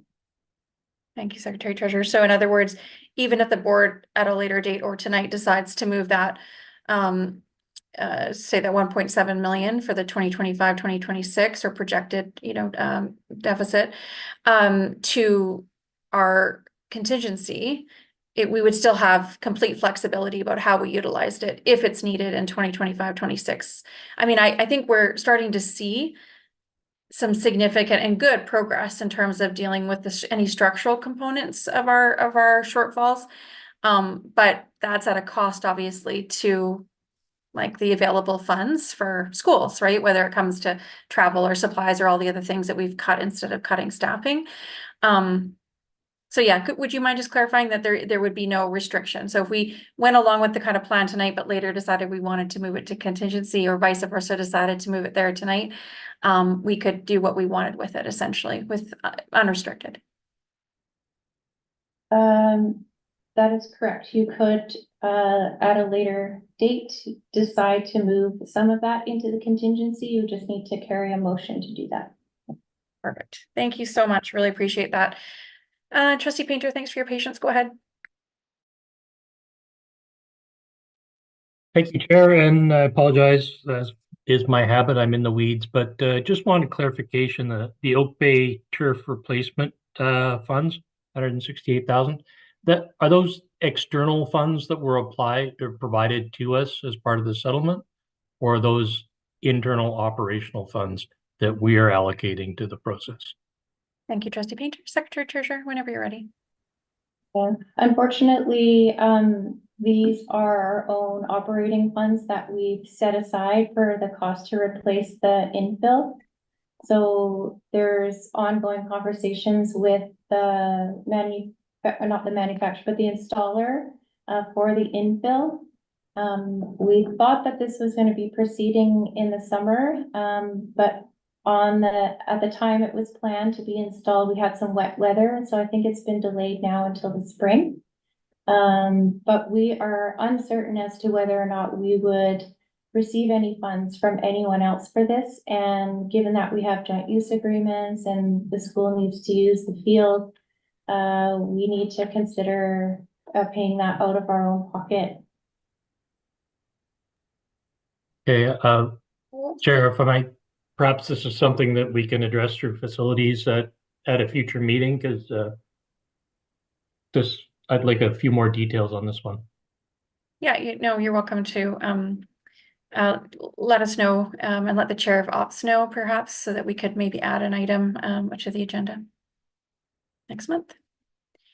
Okay, any other questions in relation to what's being proposed by the first motion?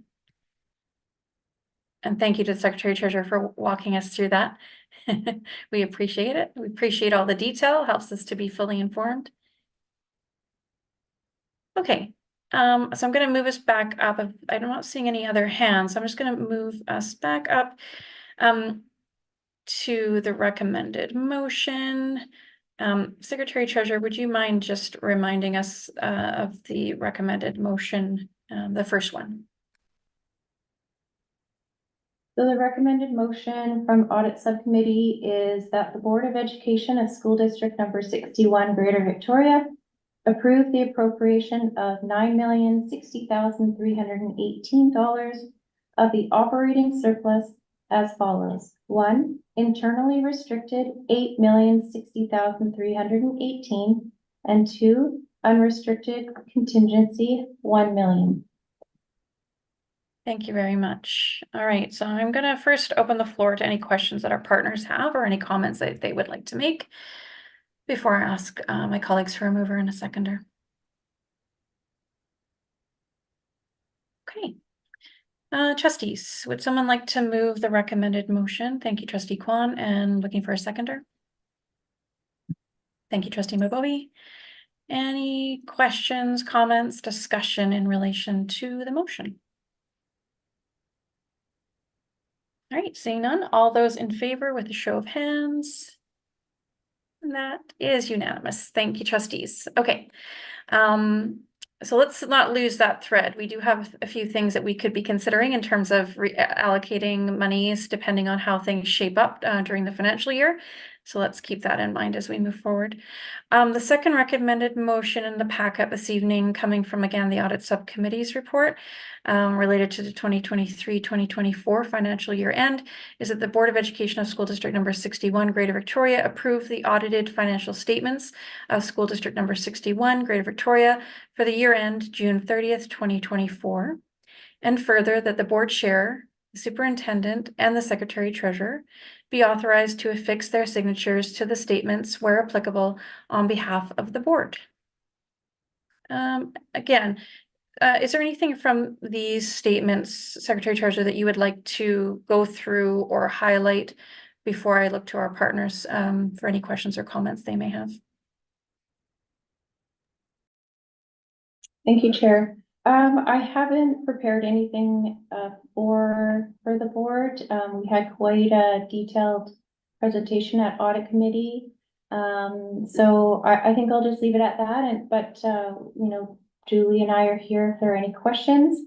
I probably would just say the financial statement discussion and analysis report is the best document to use when you're looking at the financial statements, because they can be kind of confusing when you're looking at them on their own.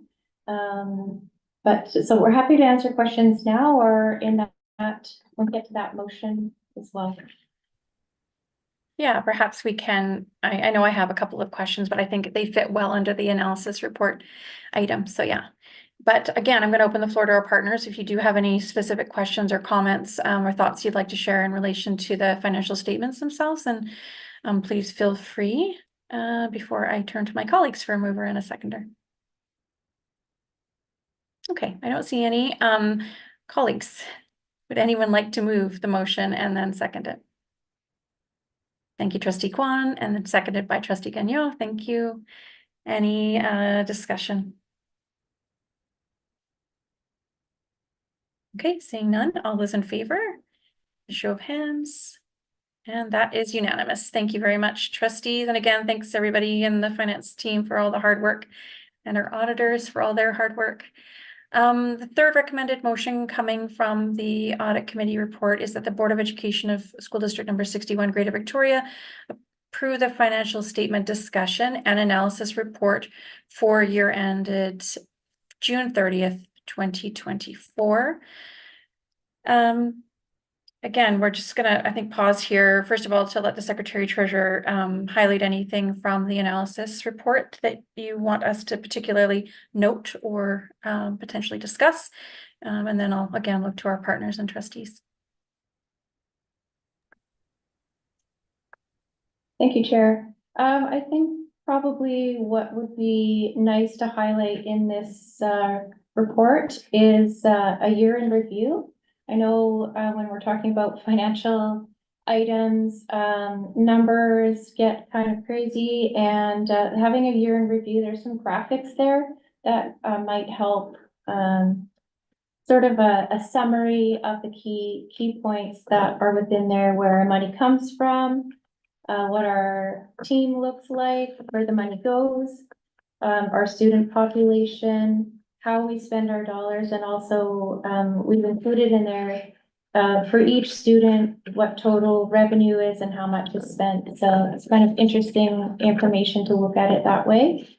The 2 pages that follow after that, I think, are also important to highlight, and that's those are the things that all of our departments have accomplished over the past year with the funding that they've received. So lots of amazing work that's been done by all of our departments and all of our schools too over this past year.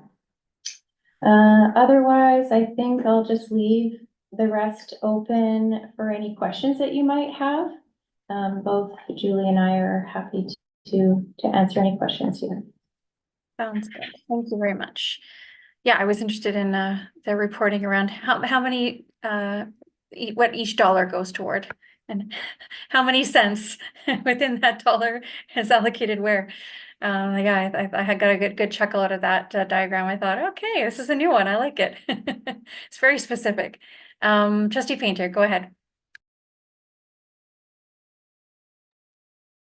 Thank you, Chair. I just wanted to offer to my fellow trustees and to partners, education partners, rights holders, that this is one of those documents that I found really helpful, and I would really encourage everyone to take a good look at this one. I believe that it provides an additional level of insight in a really digestible manner that I think will be beneficial as we move forward with budget processing again this year. So just putting out my 2 bits, another great piece from our financial staff. Thanks very much, Trustee Painter. Trustee Kwan, go ahead.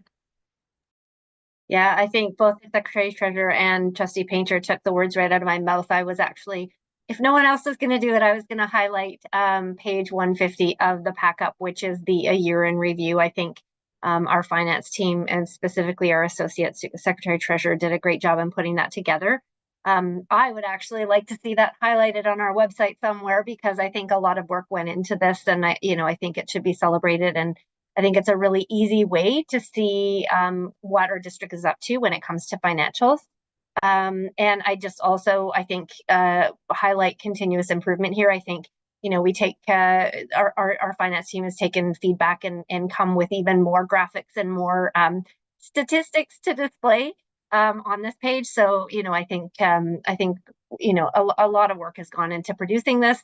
It's easy to read, at least from my point of view. And for folks who are watching, and if you don't have access to the pack-up, I just want to highlight too that you can find this on our website, some really great information in there if you have curiosities about our budget process and financials and that kind of thing. So Thank you, Trustee Kwan.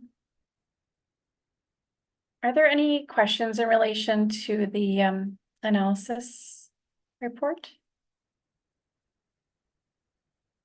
Just had one, and this is just around circling back. Just to confirm the 2023-2024 financial year end as it relates to ISP student FTE and then ISP revenue. I know we were waiting to kind of confirm numbers, and I'm wondering if we can.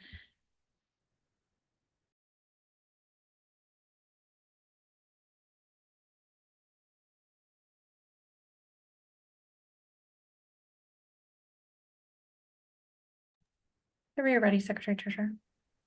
I might have to defer to Associate Secretary Treasurer Lepner. I think we have the total tuition amount that's in here, but I'm not sure we have like a breakdown. Julie, correct me if I'm wrong, if we don't have a breakdown specifically of the ISP FTE, and if we do, if you could find it. Thanks. And perhaps, whatever information we do have, right? We can always clarify anything later.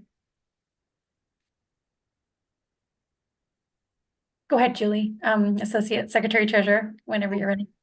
Sorry, just to clarify, were you looking for the 24-25 preliminary budget numbers? Is that what you were? No, the 23-24. The What the actuals were. It's Actuals in revenue and in FTE. Student FTE.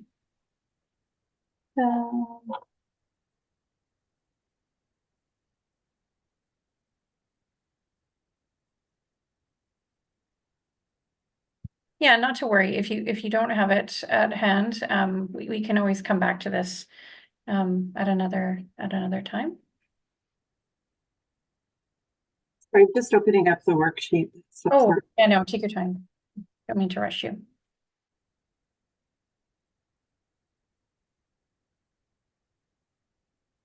Okay, so international enrollment. This is the annualized amount in 2024 was 905 FTE. And then total, and you want total revenue? Yeah, that'd be great.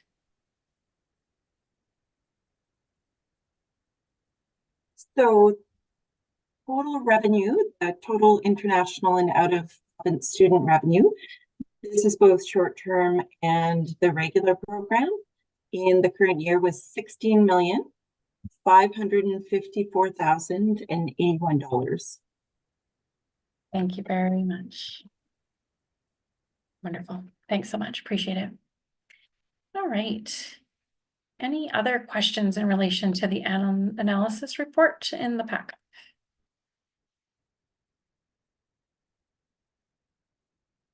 Okay, and Secretary Treasurer, just checking in, we've got a mover and a seconder for this motion. Is that right? You've noted it down? Because if not, then no? Okay. Go ahead, Superintendent. We don't have a mover and seconder? Okay, thank you. All right, so I'm going to look to my colleagues, subject to just one final check-in with our partners to see if you have any questions or comments. If not, then I'll turn to trustees. For a mover and a seconder, Again, the recommended motion is to approve the financial statement discussion and analysis report for year end June 30th, 2024. Thank you, trustee David, seconded by trustee Gagnon. Any discussion? All right, seeing none, all those in favor with a show of hands. And that is unanimous. Thank you very much. And again, thanks to our finance staff.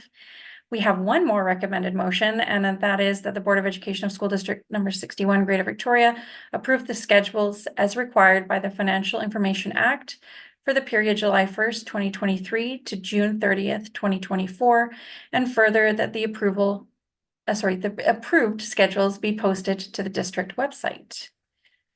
All right, Secretary Treasurer, I think most of this one's pretty straightforward. I'm not sure that we need any clarification on anything, but again, I'll turn to my colleagues or partners if you do have any questions or comments, and before I look to a mover and a seconder.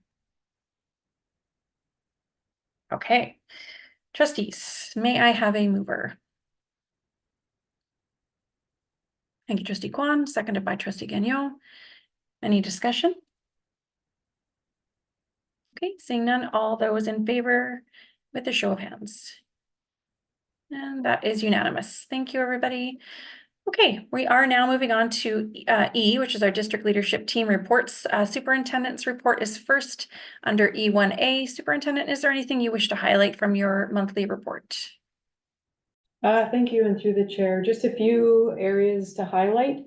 You'll notice that there are some new features with this memo for the year. So one being some ministry updates that you'll find every month if we have them, just to share, with some live links that individuals can go to and check those pieces out. Also, just a few other items, if I may surface some of the things. It's been a busy start to the year, but there are 3 areas to note that I would like to bring forward. One, we did have our district leadership meeting in August, over 2 days. In this meeting, we have principals, vice principals, directors, and senior leadership team, and we focused primarily on 4 areas.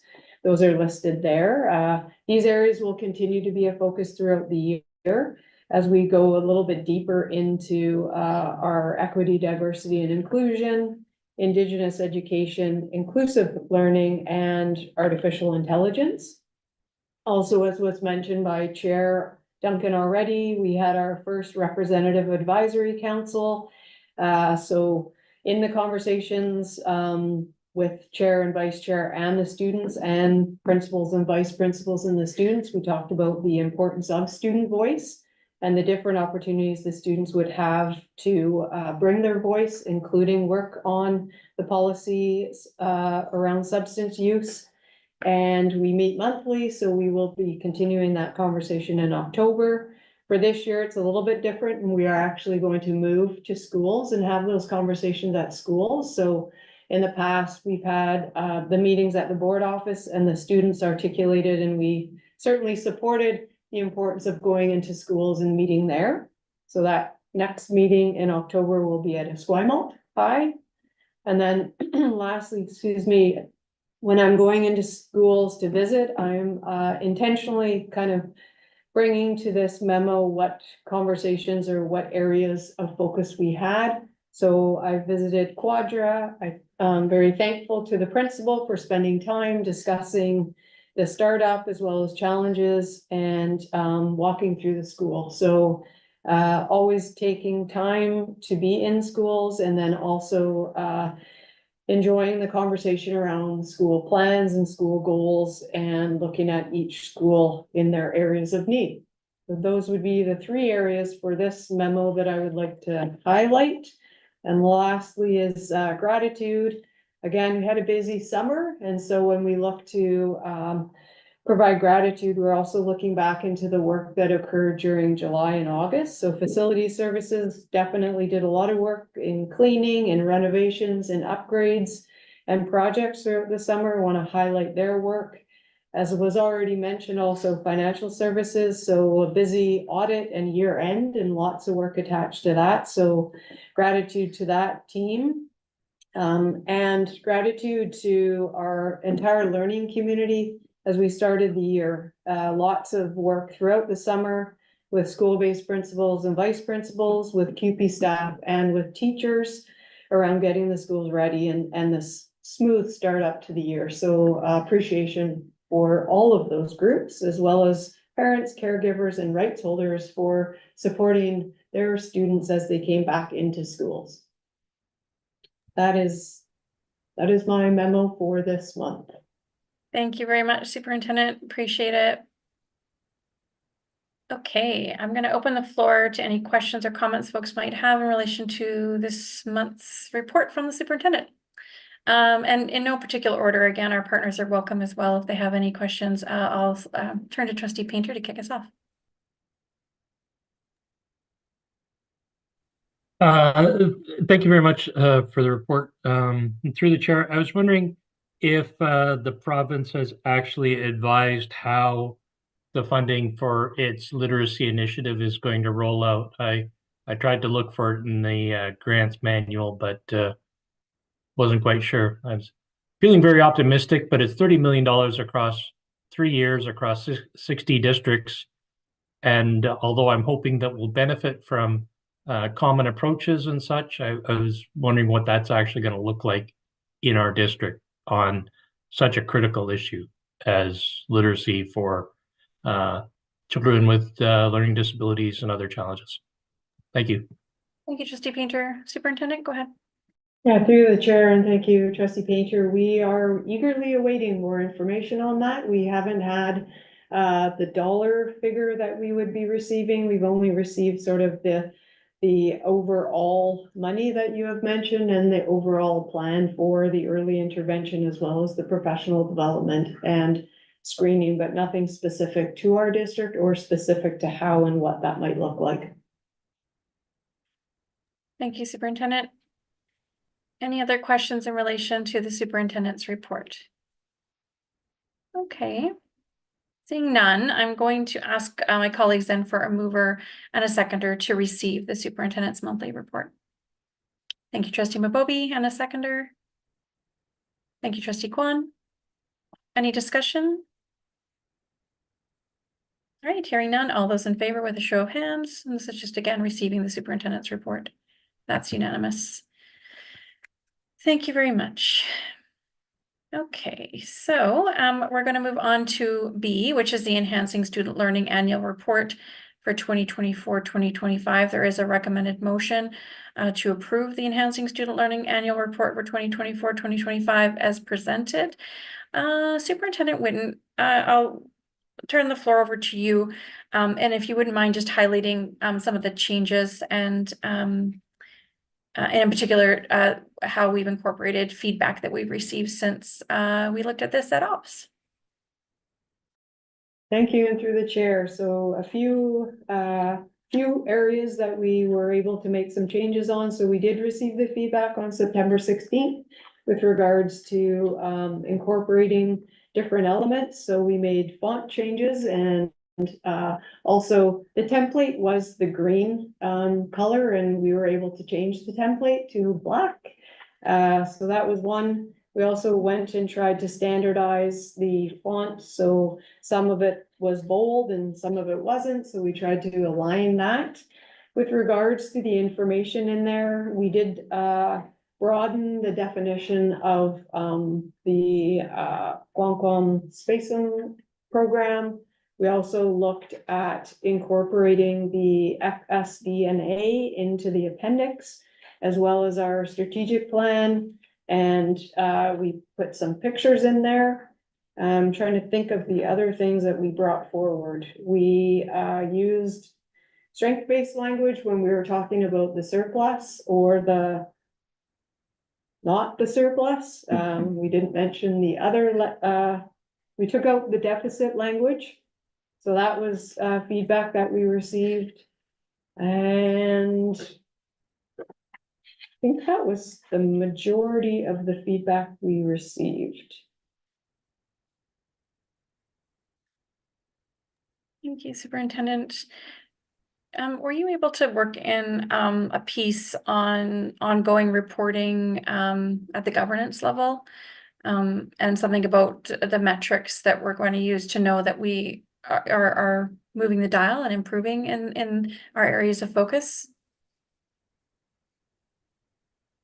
No, we added in the strategic plan, but we did not add in that piece, and I'm not sure I completely understood that on the 16th to put it in. Okay. Yeah, I think it was just some feedback in relation to our last ESLR and some of the feedback we got from the ministry review committee. And again, correct me if I'm wrong, I recall that the ministry review committee was made up of ministry staff as well as other school district representatives. And I recall that the feedback for our school district was around being quite more explicit about how the oversight like around our progress toward achieving our ESLR commitments, and then speaking a little bit more to measures. But again, correct me if I've got that wrong. Thank you.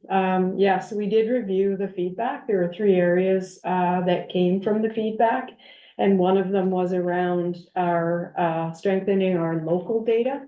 So we did include the pieces around the CSL feedback for literacy.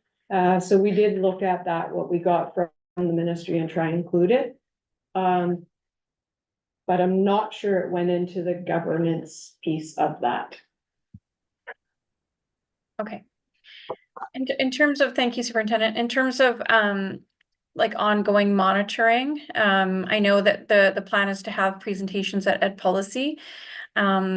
I'm wondering if you have any thoughts, Superintendent, about having a sort of a biannual update for the board. So just to address that governance oversight piece, where we sort of go, okay, this is where we are. This is how we're doing halfway through the school year. These are the areas that we're making great strides. These are the areas where we're seeing some gaps. If we don't include that in an ESLR document, what are your thoughts about, you know, the board just providing some direction about the kind of reporting we want to sort of see at the board level, in addition to the presentations planned at Ed Policy? Yeah, so perhaps we could just seek clarity on the board's idea of the governance piece. I think we're more than happy, or I'm more than happy to bring a biannual report.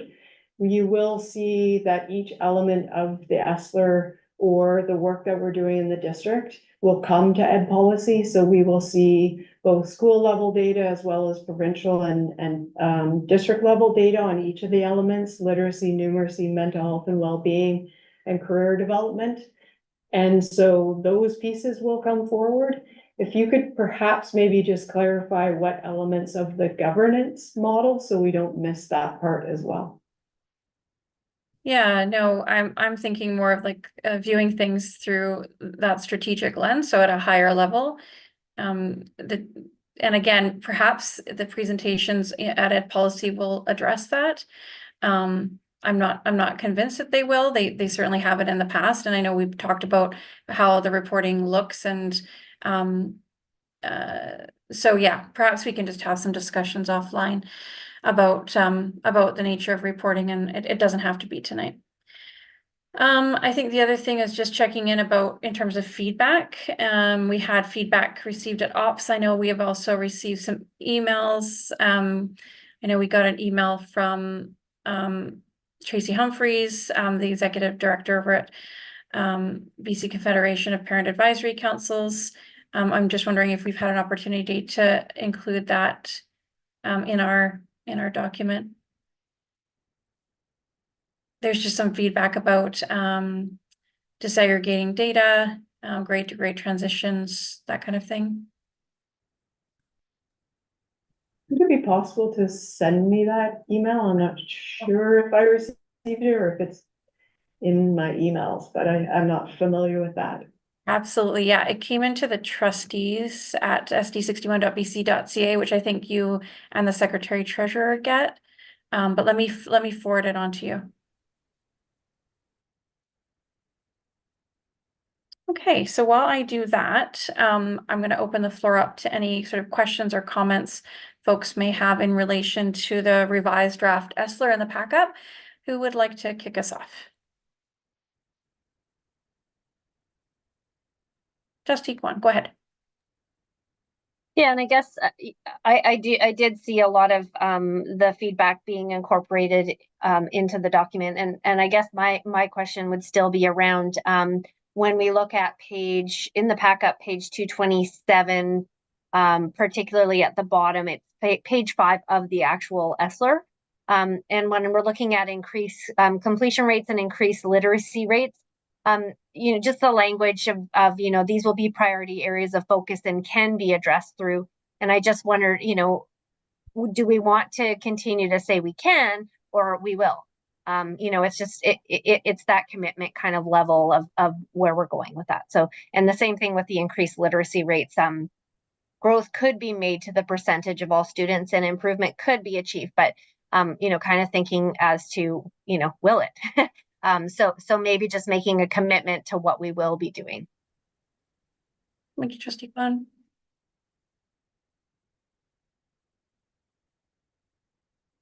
Superintendent, did you have any comments, or just making a note? Yeah, thank you. I am making a note. I think it may be just, I understand the strength of the language around the difference between can and will. I think in these, it is suggesting how they will be, so they can be addressed through these mechanisms. I think it's just a different use of it, but I definitely feel we can change it to will versus the way we're looking at it is the areas can be addressed through these pieces. Thank you. And Secretary Treasurer and Superintendent, I forwarded you the feedback email, so you've got it for your reference. Okay. Again, looking to partners and to trustees for any further feedback in relation to the draft, revised draft ESLR provided by the superintendent in the packet.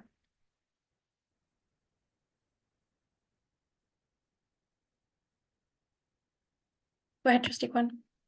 Sorry, just one more, and it was more of a can we or can't we even do it? I know that you had mentioned that the data that we got for, I think, Appendix 1, now there's more appendices, Section A, that data is from the ministry, so I'm not sure if we can input anything in there, but I was just curious with FSAs, just having kind of that italics at the bottom saying participation rate, because we don't want, participation rates skew that data, so we definitely want that in there. I think it would be good to include participation rates with the FSA data. Thank you, Trustee Kwan. Superintendent, do you have any thoughts on that? We did discuss it. The tables and charts are pre-populated, so that's not something that we can impact. If the board wanted it included in the actual report in an appendix, that probably is possible because that's a Word document. I caution sometimes whether we include that information. I don't think it's the purpose of the ESLR is to highlight that, but that's the board's purview if they wish that to be included. Superintendent, would you mind just again, because I feel like this is always like a work in progress because we also get different requirements from the ministry. We spoke to this a little bit in the operations policy and planning meeting. We now have a template that you're getting data pre-populated and so on. So there's some changes this round that impact sort of how it looks and feels and so on. Is that right? Would that be fair to say? Yes, yeah, so both sections are templates and we enter into the information and it kind of programs it. Fortunately, we have a very skilled communication specialist, so she's able to override it in some areas and not override it in others. So feedback we know has come from the majority of the districts around the pre-populated data, and I know that the ministry is looking to do something potentially different next year, but at this point, this is what we have. Okay. Thanks very much. Yeah, the context is always interesting and is always important for us to understand. Any other feedback at this stage for the superintendent in relation to the draft or revised draft ESLR in the pack-up? Okay, I am going to then look to my colleagues We have a recommended motion that the Board of Education of School District number 61, oh boy, it's getting late.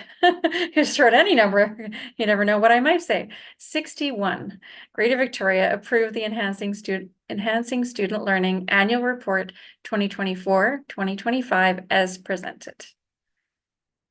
May I have a mover? Thank you, Trustee Mabowi, and a seconder, Trustee Gagnon. Any discussion?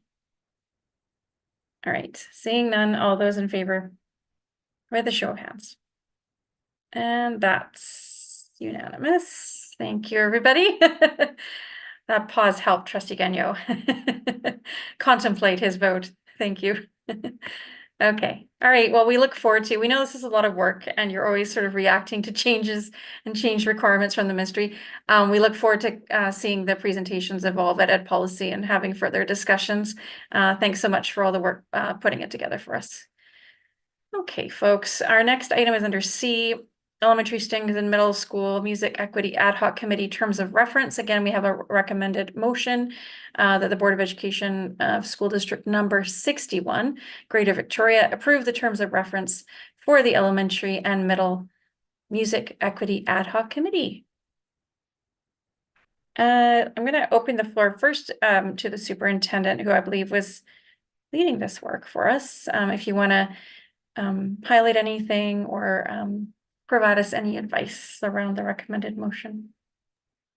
Thank you, and through the chair. So we did include the feedback that was received in June at the June 3rd Education Policy and Directions. We are intending to begin work with this committee in October. If things come as we typically do with a committee, any changes to the terms of reference, this will come back again to the board. But at this point in time, I think we've gone through and incorporated any feedback that we can on this, both the membership as well as the deliverables. Thank you, Superintendent. Okay, so at this point, I want to open the floor first to our partners. If you have any questions, comments, or suggestions in relation to the draft terms of reference.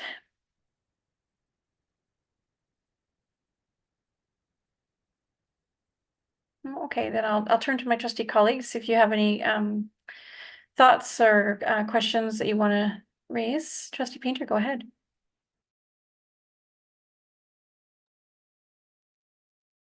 Thanks, Chair. Back in June 17th, so the meeting following the meeting where this was discussed in Ed Policy, with response to the climate action plan, I proposed the following for Indigenous participation, that the superintendent will engage with representative of the four houses to determine whether each wish to engage with the committee's work, and if so, how.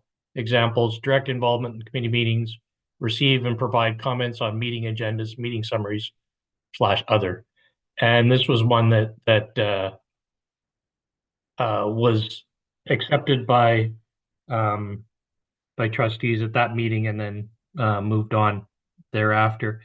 I just feel that, and I'll address this through the our ad hoc committee terms of reference policy, but it just feels. I'm sorry to interrupt you, but I just want to clarify. We're on C. Like, were you thinking we were on trustee questions? No. Okay, this is with respect to the music equity one. Oh, excellent. So go ahead, continue. Apologies for interrupting. So no. In terms of membership here, it says one representative of Indigenous ancestry selected from the Indigenous Education Department and or Indigenous Education Advisory Council. And so my concern here is that what I'm trying to learn in other ways is that we should be very open about how we engage the four houses and recognize that they have limited capacity to participate in the myriad subcommittees, ad hoc committees, et cetera, that we generate, let alone their ongoing day-to-day responsibilities. And that rather than make assumptions about how many people will participate, whether they'll actually participate at the meetings, et cetera, but we need to take one step further back. Now, the last thing I want to do is delay this, the work of this important committee. But I think it's really critical that we get it right with our rights holders, that we recognize their finite resources and their varying levels of interest depending on priorities, rather than just making assumptions about how they are going to participate. Thank you. Thank you, Trustee Painter. Are you suggesting a change then to the membership or a reach out, an active reach out to each of the 4 houses to ask how they would like to be included in this particular ad hoc committee's work, or? That might be my recommendation, that as a default, and I'll work on an amendment to that effect for the ad hoc committee policy. But basically that we should be reaching out and engaging directly with the 4 houses to determine how they want to participate, whether they want to participate in any of our committees. Thanks for the clarification. Superintendent, what are your thoughts on that? I can reach back. I certainly understand the premise of it. I can reach back to Indigenous Education Department, who I believe have reached out to members of each of the houses to ask how they would like and if they would like representation on committees. So I believe that was the structure that was set up in consultation and collaboration with each of the 4 houses. So I don't want to speak for them, obviously, as that piece, but I believe that's what was requested last year, was that communication come through the Indigenous Education Department. I think now also that there will be an Indigenous Education Council, that may change also how they wish to be, if they wish to be involved. So thanks, Superintendent. So just to clarify then, are you volunteering just to go back and clarify what has been done and what might be appropriate next steps, if any, in light of what's been done? Thank you so much. That would be appreciated. Okay, so we're not going to lose that thread. Thank you, Trustee Painter, for raising that, Superintendent, for providing some clarity and being willing to go back and to seek some clarity on where we are.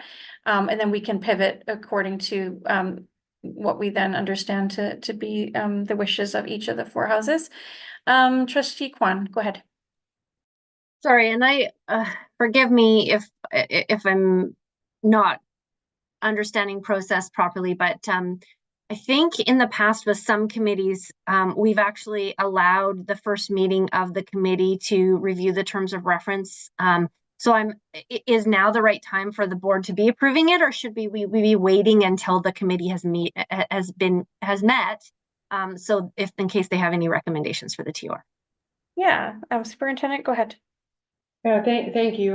That if there are recommended changes, it would come back to November 4th for final approval. Sometimes there are, sometimes there aren't, but I recognize that we'll take this forward, and if the board approves it this evening, this would be the TOR, unless there were suggestions from the committee. Thank you for that clarity, and thanks for the question, Trustee Kwan.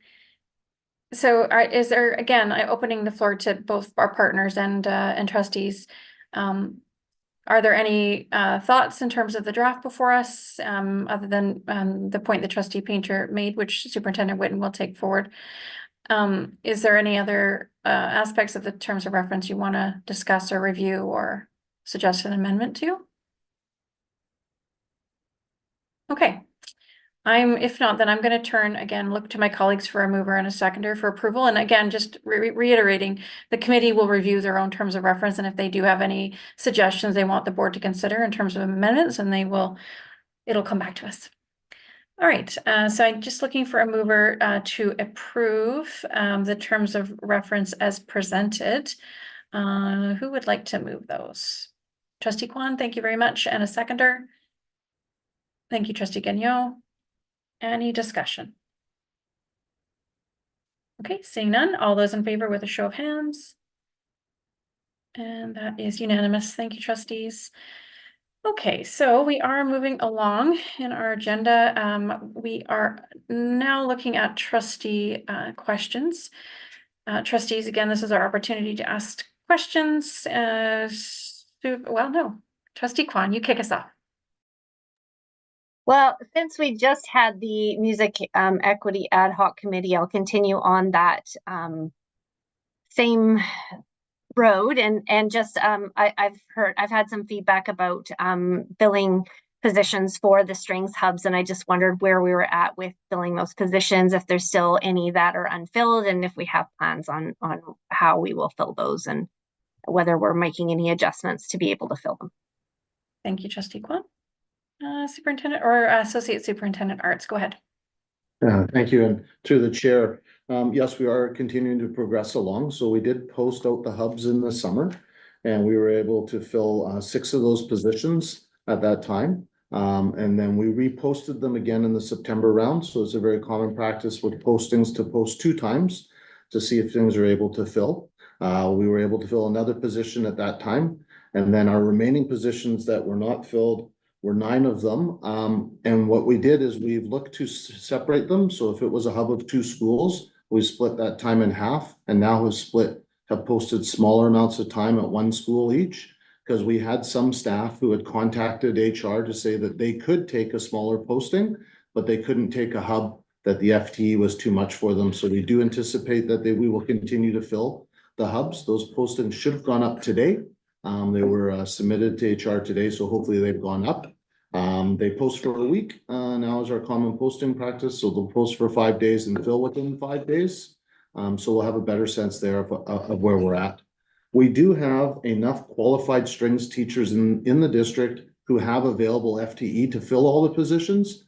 Now, whether that works for them or they're wanting to work more or not, we'll have to wait and see, but I did have HR check, and so in theory, they should all fill. So last year when we did this with the single hubs, we did have a couple of hubs that did, or not, sorry, strings classes, not hubs. We did have a couple of the postings that didn't fill in the end. So we'll keep moving along, and hopefully we'll continue to fill them as we go. Thank you very much for the question on the update. Trustee Gagnon, go ahead. Thank you, Chair.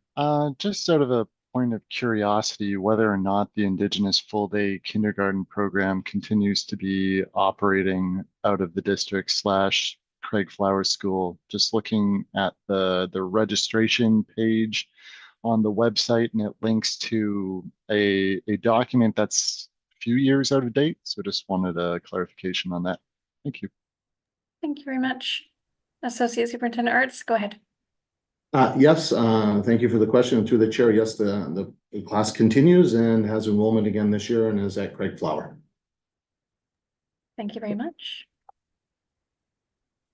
Let's see, are there any other hands? I have a question this month, just around the trees at the north end of the Vic High campus. I understand that there's been some concerns expressed about the well-being of the trees in light of some of the site work going on, and just wondered if the superintendent could outline the nature of some of the concerns and what steps we're taking to address those.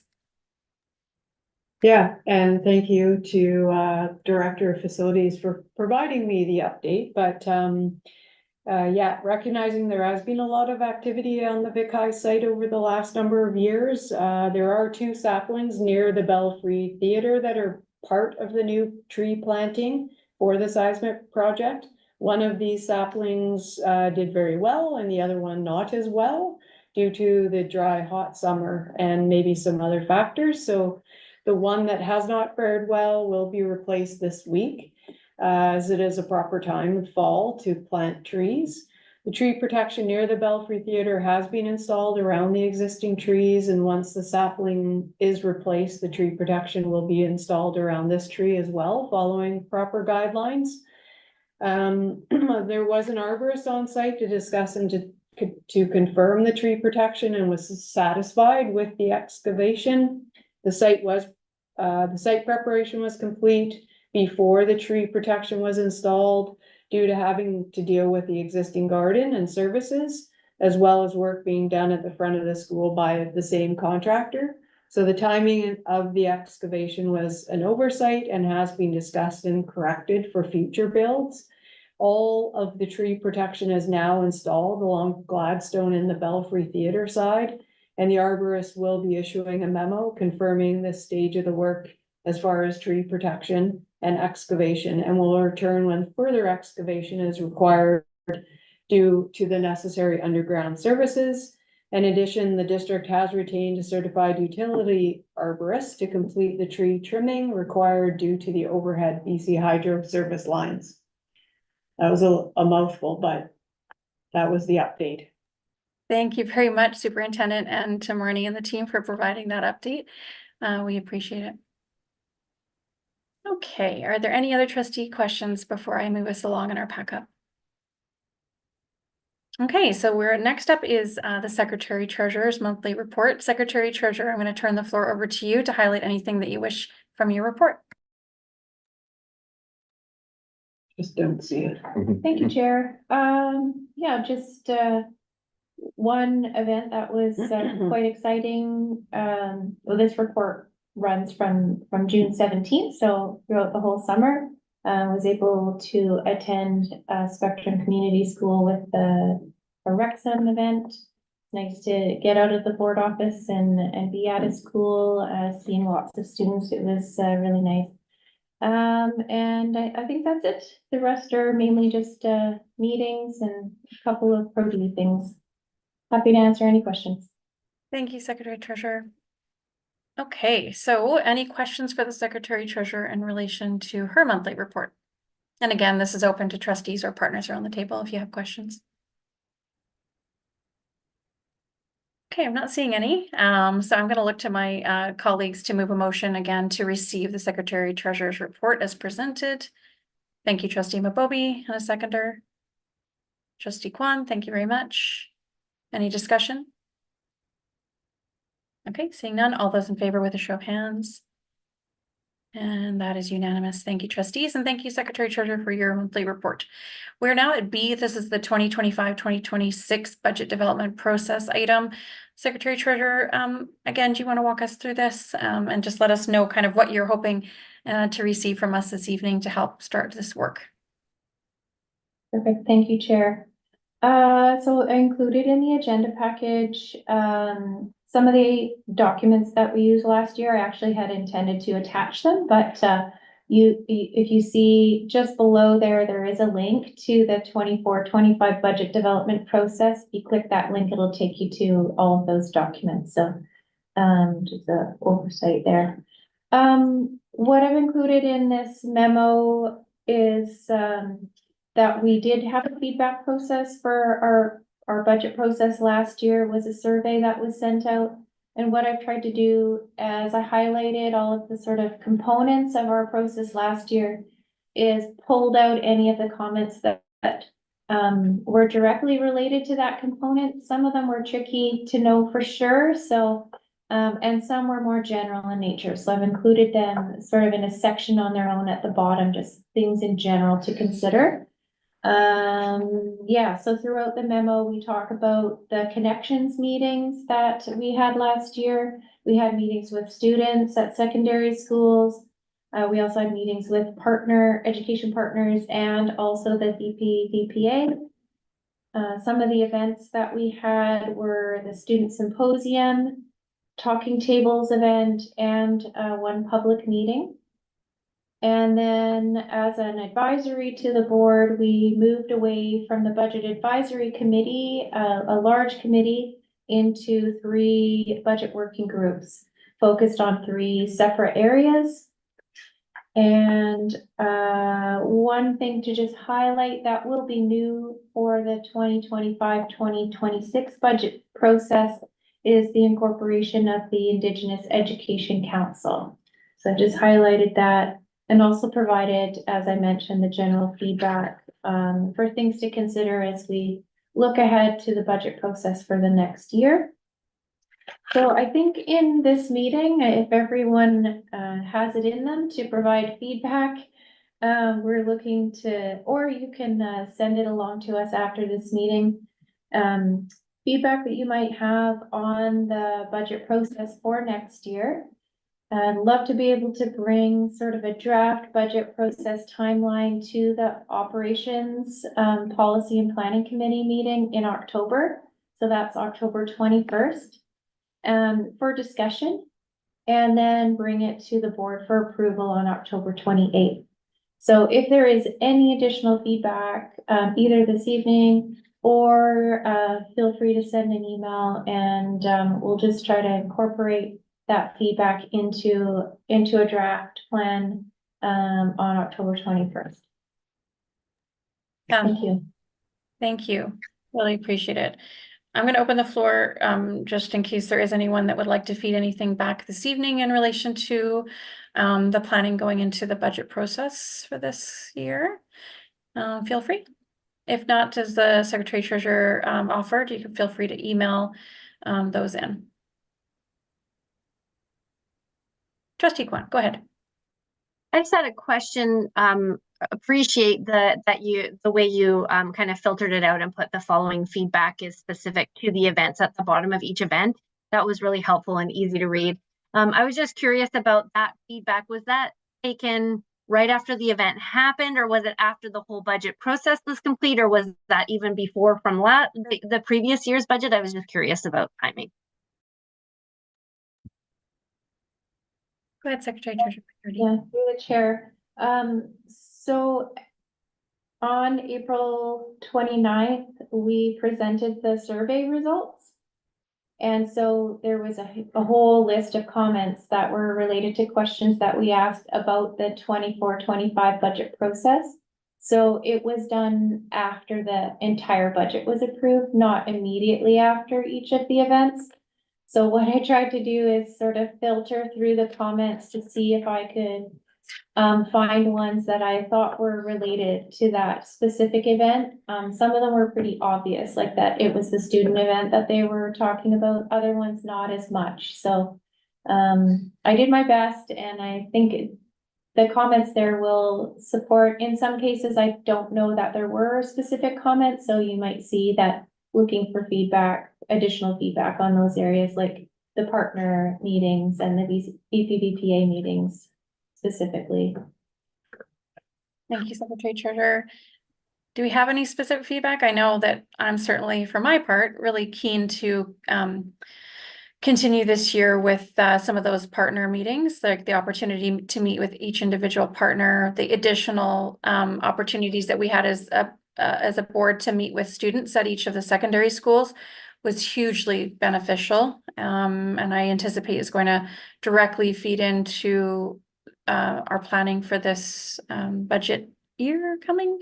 So there's just some high level kind of thoughts off the top of my head. I mean, I also hope that we can start to look at some of the more like the more sort of difficult areas that we haven't looked at for many years, like just in terms of our ratios.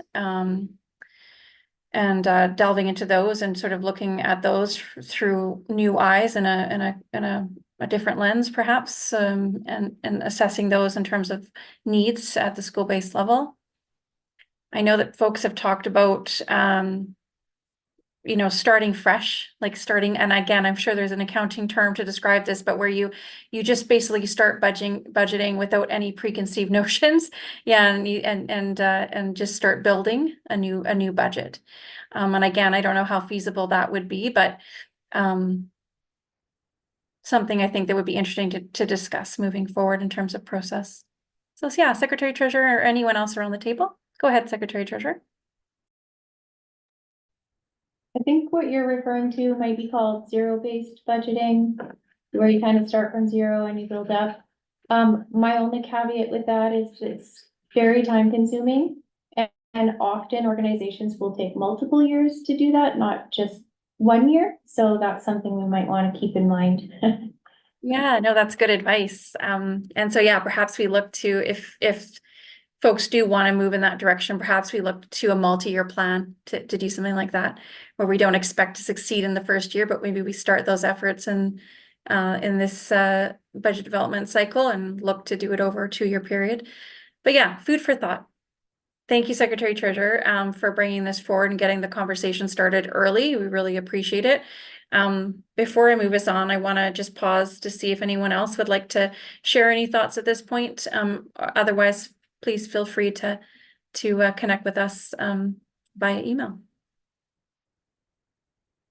Okay. I don't see any other hands, so I'm going to move us on to C. This is the 1211 Gladstone statutory right-of-way for Fortis BC Energy. Secretary Treasurer, would you again help us move through this item, and just would you also just confirm for the board whether we have a site survey or not? I know it was sort of like up in the air whether that could be accomplished by the end of last week. So how do we get on, or how did they get on? Yeah, thank you, Chair. They were able to complete the site survey, so you'll see that included in the agenda package. I think, do you mind if I just do like a quick overview, and then you might be wondering why there's some written notes kind of in the agenda package, which I can explain. So that would be great. Thank you. So I don't know if you remember, but not that long ago, we brought forward an SRW for the same development project at Caledonia. It was BC Hydro and TELUS. Now we're looking at the one for Fortis. And I'll just mention too, like there are policies around disposal of land. What an SRW does is it puts a charge on title of the land, not technically disposing of it, but allowing access by Fortis onto the land to install everything that they need in order to provide gas services to this development.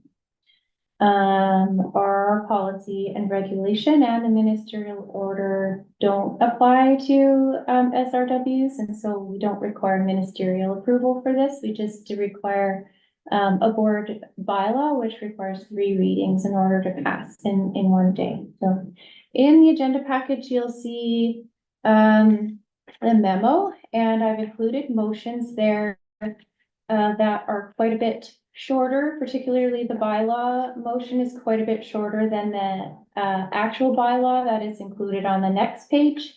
The board is permitted to use a shortened version of the bylaw to save time, because that would take a long time to read that one. And then it also attached to the bylaw is the sketch plan that shows the location of the services. And then just after that are the terms of instrument. And this is the terms of instrument that would be attached to the Form C, which is submitted to Land Title Office to make the SRW final. Our legal counsel reviewed the language in this terms of instrument and wanted to change some of the language that refers to the land to reference specifically the portion of land that would be in this SRW. Fortis has pushed back. They do not change the language that are in their terms of instrument, but their comment was that the Form C and the terms of instrument itself, or the Form C refers to the description of land, which is the total lot. But if you look in the terms of instrument under 1A, it does very specifically define the portion of land shown in heavy black outline on plan EPP 140972, which is the sketch plan that is included. And so Fortis would like this to come forward now. See if the board will approve that. They have plans to have Fortis come on site to do that installation. I believe it's October 7th. And I think without having Fortis on site, they're paying a significant amount for their gas at this point. And so there's some motivation, I think, on their part for the board to consider this this evening. Yeah, so the motions are there. The first one is to approve the granting of the SRW, just as a motion itself to ensure that the board is prepared to move forward with that. And then subsequently the agreeing to give all 3 readings. We could also do the first 2 readings and then take a vote to see if you want to do the 3rd reading this evening, whichever is your preference. Thank you, Secretary Treasurer. Okay, so first thing, just want to open it up to see if anyone has any questions about what the Secretary Treasurer has presented, or indeed what is in the backup. Trustee Painter, go ahead. Yeah, that guy dragging it out again. Through the chair of the Secretary Treasurer, I just asking for, would appreciate some clarification. Is the annotated document that starts on page 274, terms of reference or terms of instrument part 2, that is that in there as a draft? That was the recommendations from our legal staff, and the formal one is terms of instrument part 2 starting on page 282 that appears to not have the limitations in it under ancillary rights under 2. Is that what am I reading it correctly? Thank you, Trustee Painter. Secretary Treasurer, go ahead. Through the chair, that is right. So at the time that this package was put together, I think the hope was that the language that our legal counsel had drafted up in handwriting would be accepted by Fortis. So then, as you're approving the bylaw would be subject to these changes, but Fortis has come back and said, no, we're not willing to make those changes. And so you can disregard that. Those changes will not be made. And the one that you reference later on, I can't remember which page, 282 is the one that would be submitted with the Form C2 land title. Thank you, Secretary Treasurer. I'm just noticing the time, folks. So we're at 20 after 10. Our bylaw requires us, or we meet till 10:30 unless the board moves a motion to extend the meeting beyond 10:30. Secretary Treasurer, do I have the timings right? It is 10:30, isn't it? Yeah. So perhaps we want to maybe just pause here before we move any motions, and just look to the board for some direction regarding whether or not we want to extend the meeting past 10:30. And if so, I'd be looking for a mover to move a motion to extend the board meeting as per our bylaw past 10:30. Thank you, Trustee Kwan. And a seconder. So again, this just allows us to complete our agenda items. Do I have a seconder? We don't want to complete our agenda items? Okay, I'll take the unusual step of seconding. Sorry, guys, but I think we need to soldier on here. But we can vote on it at the end of the day. So that's just to get it on the floor for discussion. Trustee Kwan, go ahead. Do you want it to motivate? I want to motivate. I know that it's late. This is one of our very last items on the agenda. So, I mean, I think if we can pass this and just get through the agenda, it would be super helpful rather than prolonging this elsewhere. We also have an item coming up. I think the public is, it gets to weigh in. So I think it would be good to be able to have our public weigh in. Thank you, Trustee Kwan. Any other discussion? Trustee Mabobi, go ahead. I'd like to hear from senior staff about how we're feeling about continuing past 10:30 before deciding myself. Sounds good. Thanks for the suggestion. Looking to our SLT and indeed our partners around the table, how are you feeling about continuing to complete our agenda? We are close to 10:30 now. Thank you very much and appreciate the opportunity to speak. I think from staff's perspective, we would like C completed if possible, and even better if it was before 10:30, but I'm not sure. But as far as continuing with the rest of the agenda, I think we're reaching the end of our day, and we all have to travel home as well, and some have to travel further than others. So I'm mindful of of the day we've put in and are striving at this time. So I'd be requesting that we finish at C and then come back to these on another day. All right, thank you, Superintendent. So just to clarify, if we don't extend the meeting past 10:30, that everything else on the agenda, including question period, including new business, all of that will be basically referred to our next board meeting. So it'll be referred to the end of October. Okay, any other, yeah, Trustee Painter, go ahead. I'm just mindful that, you know, given the start time for our in-camera meeting prior to this meeting, that I'm personally at a point where I'm not confident that I'm making the most informed judgments. And I would be willing to meet briefly on another night this week to complete the agenda. I'd prefer to do that over trying to basically stuff everything in at this point in time. Yeah. Thanks, Trustee Painter, for raising that. Yeah, our bylaws allow me as board chair to call a special board meeting within a week of our current board meeting to dispense of the remaining items on our agenda. So that is also something certainly I could do if we want to ensure that these items are addressed before our board meeting in October. So yeah, that would be another option. Okay, so I just want to quickly check in with our partners, because those are the other folks we haven't checked in with, about how you're feeling about the board potentially extending past 10:30.